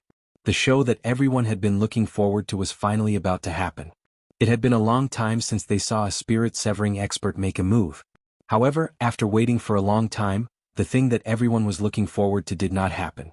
The mysterious expert still did not show himself. Instead, they heard Yin Wufeng's pleading voice, "Grandpa, please calm down. Your granddaughter-in-law and great-grandsons are in his hands. Please save them, Grandpa. I'll send you to the side first. It's dangerous here. It's not a place for you to stay." Yin Baikong did not care about what he said. He looked around vigilantly and raised his hand to send him away. Unexpectedly, Yin Wufeng knelt down and hugged his leg, begging again, "Grandpa, please save them. Please save them. If you don't agree, they're dead." "Bastard. We don't even know where they are. How am I supposed to save them?" Yin Baikong reprimanded. Spirit stones are enough. He said that if I pay another 100 million high-grade spirit stones as ransom, he'll release my family. Yin Wufeng hugged his leg and refused to let go. "You actually believe this kind of nonsense?" Yin Baikong had the urge to slap him to death. It would have been fine if he did not say it, but now that he mentioned it, he only remembered that he paid 200 million high-grade spirit stones for the release of one person. Now he wanted another 100 million. This was simply intolerable. This was too much. The group of soul formation realm cultivators in the air were paying attention to every movement below. The conversation between the grandfather and grandson left them speechless. This kidnapper was too greedy. He was not satisfied with just 200 million and released the people in batches. He even wanted to get 100 million. Did he think spirit stones were rocks that could be picked up as he pleased? "Grandpa, I beg you, try again. He promised me that he'll release everyone after he gets the spirit stones." Yin Wufeng begged. "Let go." Yin Baikong said in a low voice, "If you don't let go, I'll kill you too. No, that person is ruthless. If we don't get the spirit stones, they'll die." Yin Wufeng cried bitterly, "Grandpa, for the sake of my dead grandma, for the sake of grandma, try again. Just one more time." Yin Baikong's expression froze. The image of that gentle woman appeared in his mind. He had countless women in his life. Due to his high cultivation, he had lived for too long. In the end, he could only watch as those women aged. After the women's beauty faded, they naturally could not attract his interest. Each and every one of them was fed well and lived well, waiting to die. He could not even remember how many he had. Only that woman, who was also his last woman, had died an unnatural death. Instead, her most beautiful face had been forever engraved in his heart. After that, Yin Baikong knew that he had a limited lifespan. Even if he gave birth to a child with cultivation talent, he would not have the time to nurture them. Thus he gave up on the thought of sowing more children. Therefore, among all the women, the last one was the woman he thought he loved the most. This woman gave birth to a son for him. When the son was in his prime, he followed in his mother's footsteps and died a violent death. The son left behind another son, which was the grandson kneeling in front of him. Yin Wufeng could be said to be the only flesh and blood of the woman he loved the most in his memory. Yin Wufeng's flesh and blood were naturally that woman's bloodline. Humans lived for too long. When the woman that left the deepest impression in his memory was suddenly brought up, Yin Baikong suddenly felt like he could not bear the burden. His breathing became hurried. According to the soul formation expert's estimation of Yin Baikong's character, him being able to fork out 200 million to save his grandson was already a great kindness. How could he allow someone to extort him again and again? However, the result was surprising. Yin Baikong silently took out a storage bag and threw it by his feet. Yin Wufeng picked up the storage bag and kowtowed. He then turned around and crawled into the cave. After entering, he realized that the cave was a dead end. He anxiously searched around at the end. When he recalled the masked man's words, he hurriedly placed the storage bag on the ground and looked around, hoping that the masked man would fulfill his promise. Yin Baikong's divine sense had been following his grandson all the way to the innermost part of the cave. This time he used his divine sense to seal the entire cave tightly. He had to find out where the other party's divine sense came from. Who knows, he might be able to find out where the other party was hiding. However, something unexpected happened. That strand of divine sense suddenly appeared. Yin Baikong's divine sense quickly trapped the other party's divine sense. However, not only did the divine sense come without a trace, it also disappeared without a trace. Just like that, the storage bag on the ground disappeared into thin air. How was this possible? Yin Baikong was dumbfounded. Even if someone with a cultivation as high as Bai Changchun used teleportation, with his divine sense sealed, he would still be able to find out where they were going. What kind of cultivation was this? Just with his divine sense, he had already surpassed the realm of teleportation? Yin Baikong immediately felt his back break out in cold sweat. If he was not clear, he could still make wild guesses. If he was too clear, he would be scared out of his wits. One had to know that even teleportation could only be done if there was a path. Now that the other party's divine sense had already surpassed his previous knowledge, if the person was here personally, it would be hard to imagine how high his cultivation would be. Yin Baikong's back was drenched in cold sweat. He had never heard of such a divine ability. Bang! Suddenly, there was an explosion from a faraway mountain. Yin Baikong was startled awake and looked up. A ray of light rose into the sky and exploded into specks of light. Zhongming, who was in the soul formation stage group, frowned and said, "That's strange. Why would someone release fireworks in this barren mountain? Everything that happened today is strange. Let's go take a look." The 5 people beside him quickly followed him. The 6 of them landed on a mountain top and saw 8 to 9 unconscious women and children lying on the bare mountain top. Every one of them had whip marks on their bodies. There was a rock beside them with words written on it. "Yin Baikong, I am a man of my word. Take the money and release the people. Everything is settled. We will meet again if fate allows it." On top of the rock, there was a small black triangular flag fluttering in the wind. The golden word hero was exceptionally eye-catching. This action was very arrogant, as if it was mocking everyone. "We'll meet again if fate allows it?" Yin Baikong was probably going to vomit blood. Zhongming and the others looked at each other. "Yin Baikong, bring your grandson here. There are 9 unconscious women and children here. Let him see if they are his family members." Zhongming transmitted his voice to the direction of the valley far away. A moment later, the sound of breaking through the air could be heard. Yin Baikong was holding a transparent ball of light in one hand. It was Yin Wufeng inside. When the 2 of them landed, Zhongming asked, "Yin Wufeng, take a look and see if these are your family members?" Yes. Yin Wufeng knelt down and picked up a 7 to 8-year-old child. He asked anxiously, "What happened to them?" "What's wrong?" "Grandpa, please save them." Yin Baikong didn't care about him at all. His gaze shifted from the few lines of words on the rock to the arrogant little flag. Xuanhuan shook her head and said to Yin Wufeng, "They are fine. They just temporarily fainted." A group of soul formation stage cultivators rushed over. After witnessing the scene, they were all speechless. They were thinking that Yin Baikong had lost a lot of face this time. He threw out 300 million upper-grade spirit stones, but he didn't even get to see the other party's face. They didn't even know who this hero was. It would be better not to provoke him in the future. Swoosh! Yin Baikong waved his palm. A powerful airflow surged and the rock with the words on it turned into dust. The black flag landed in his hand. He stared at the word hero on the flag with an ashen face. He didn't care if Yin Wufeng's family could withstand the aftershock of his palm strike. Fortunately, for the sake of the children, Xianxia became compassionate. She flashed in front of them in time and pushed out a light wave with her slender palm. Otherwise, Yin Baikong's 300 million upper-grade spirit stones would have been in vain. He would only be redeeming a pile of minced meat. Suddenly, Yin Baikong soared into the sky, shaking the clouds in the sky. His voice spread in all directions, sneaky, hiding, using a few mortals to make a fuss. What kind of ability is that? If you have the guts, come out and fight me. He was currently muddle-headed from anger. He didn't care if the other party was a peerless expert or not. His voice reverberated in the mountains. Birds and beasts fled in fright, but no one came out to answer him.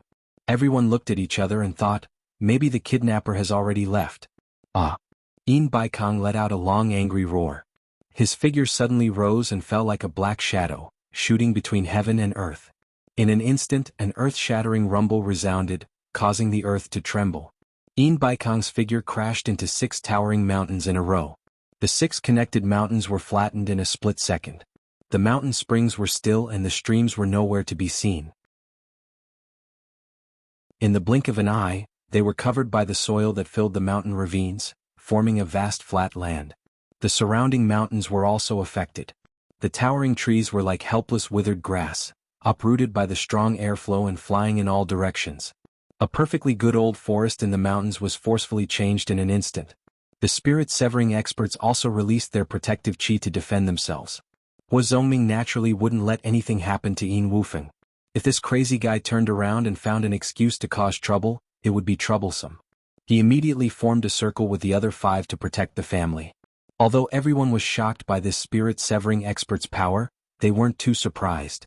After all, they had seen Bai Changchun in action. The world's #1 expert was someone who could fly to the heavens and use lightning as a sword. He was even more terrifying when he went crazy. Yin Baikong was much weaker than him. Therefore, everyone's mental endurance was no longer the same as before. However, to the dumbfounded Yin Wufeng, he only found out today how powerful a person like his grandfather was. He also understood how much his grandfather had suffered today. This was the action of a person who had nowhere to vent his anger. The suffering that his family had suffered had been thrown to the back of his mind.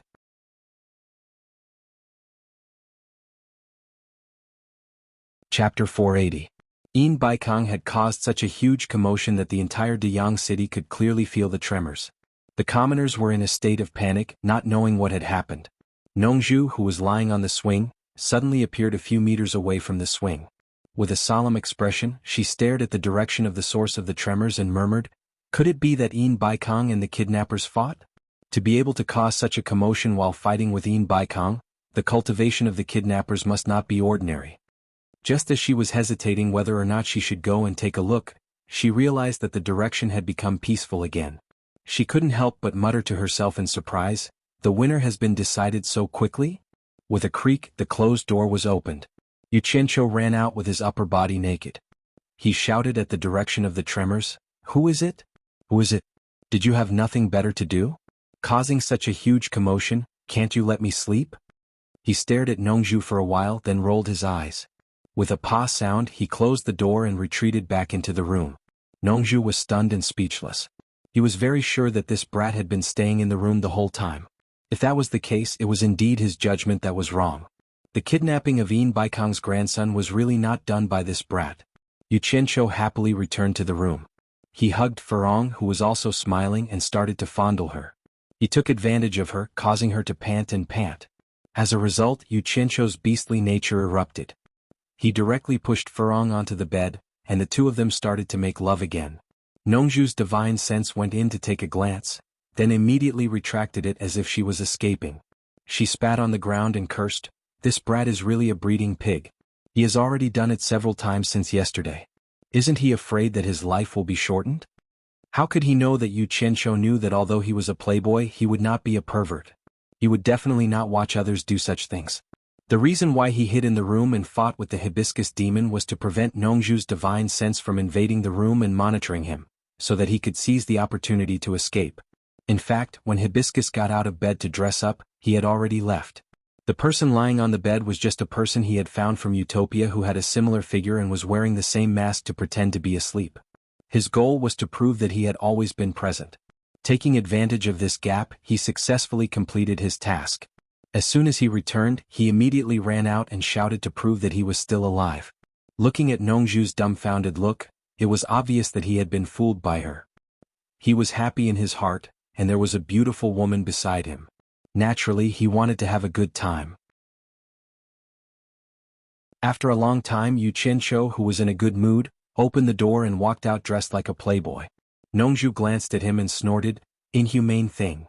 Yu Qianzhou did not bother to pay attention to her. He climbed onto the swing of the rattan chair and closed his eyes, looking like he was asking for a beating. Suddenly there were a few sounds of people flying in the air. Yu Qianzhou opened his eyes and saw that there were 7 more people in the courtyard. He knew Wen Rui, but he had never seen Hua Zongming and the other 5 people. He looked at the charming young woman and continued to close his eyes to sleep. Hua Zongming and the other 5 people also looked at Yu Qianqiu, and there was a trace of doubt in their eyes. They looked at him and then at Nongzhu and found that the two of them were actually somewhat similar.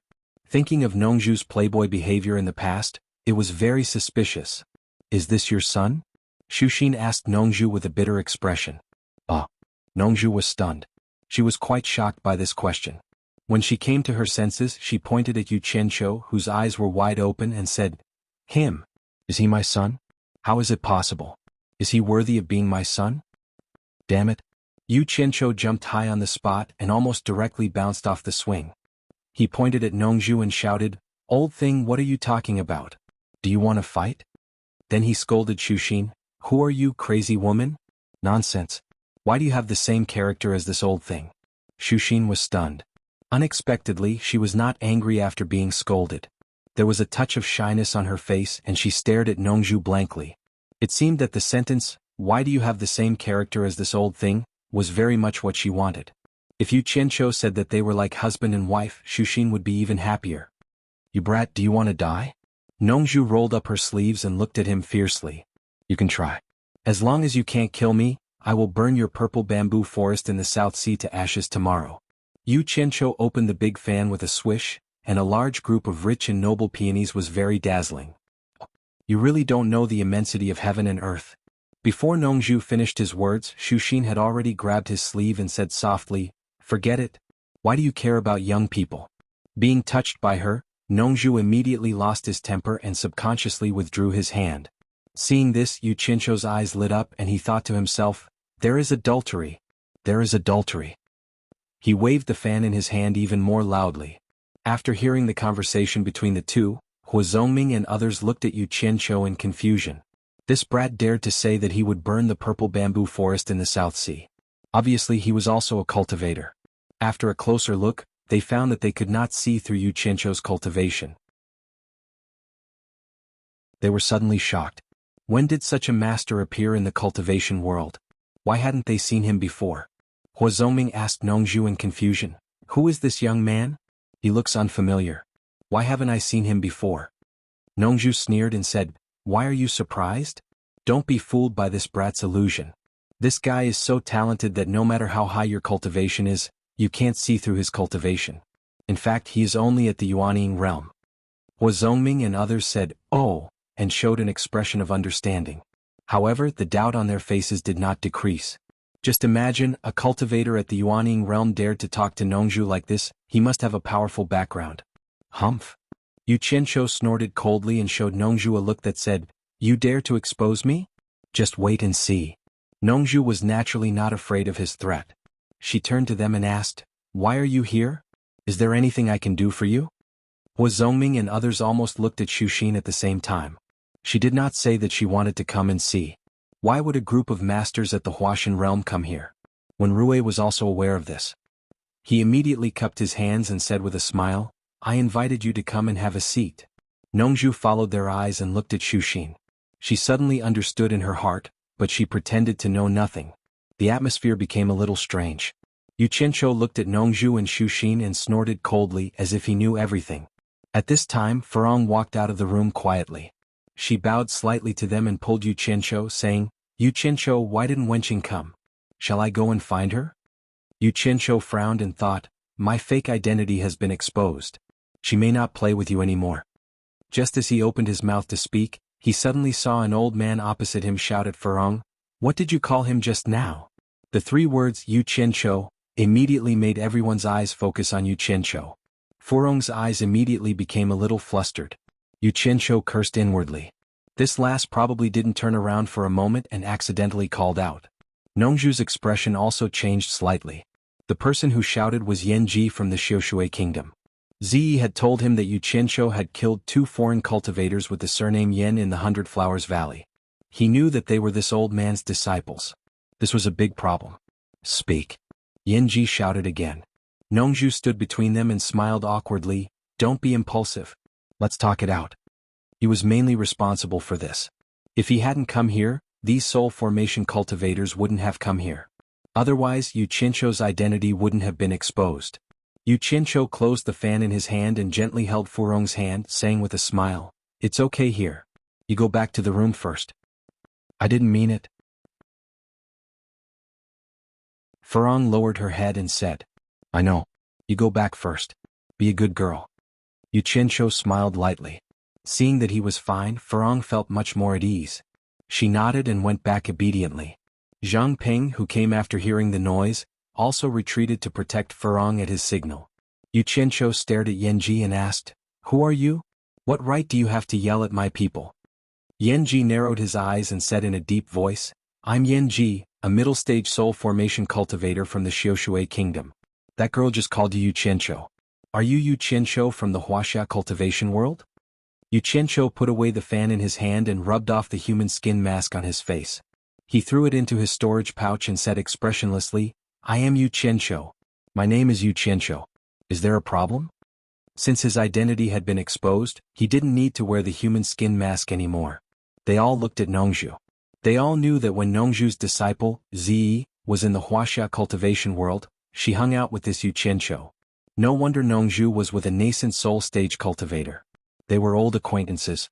Yanji sneered and said, "Yu Qianqiu, you must be familiar with Yan Cheng and Yan Feng, right? They are my disciples. What problem do you think there is? I was worried that I couldn't go to the wuxia cultivation world to settle the score with you. I didn't expect you to come to me in person." "That's great." Yu Qianqiu immediately understood. So he was the master of those two dead people. This was a big problem. It seemed that he had to get ready to leave. He nodded slightly and said, "I understand what you mean. Your two disciples dueled with me and in the end they died at my hands. Today you happen to meet me, so the master should go instead of the disciple, right? Brat, you have a sharp tongue. You want to kill me? You want me to let you go?" Yanji's body was suffused with a faint killing intent. He snorted and said, "Today I will bully the weak. Don't think about leaving here alive." "Yanji, don't be impulsive. Let's talk." Nongzhu cupped her hands and persuaded, "He is just a junior. You don't need to do anything. You will lose face if this gets out." "Nongzhu, what do you mean? Do you want to help this brat stop me?" Yanji narrowed his eyes and said in a low voice. Zhongming also slowly stepped forward and said, "Nongzhu, friendship is friendship, but this brat is from the wuxia cultivation world. You promised not to interfere in the wuxia cultivation world's affairs. Are you going to break your promise today? I think it's better to let Yanji solve this himself. You and I will not interfere." You're tuning in to the Sword Dance in the Vast Sky YouTube channel. Don't forget to subscribe and join us on this journey to catch the most captivating stories.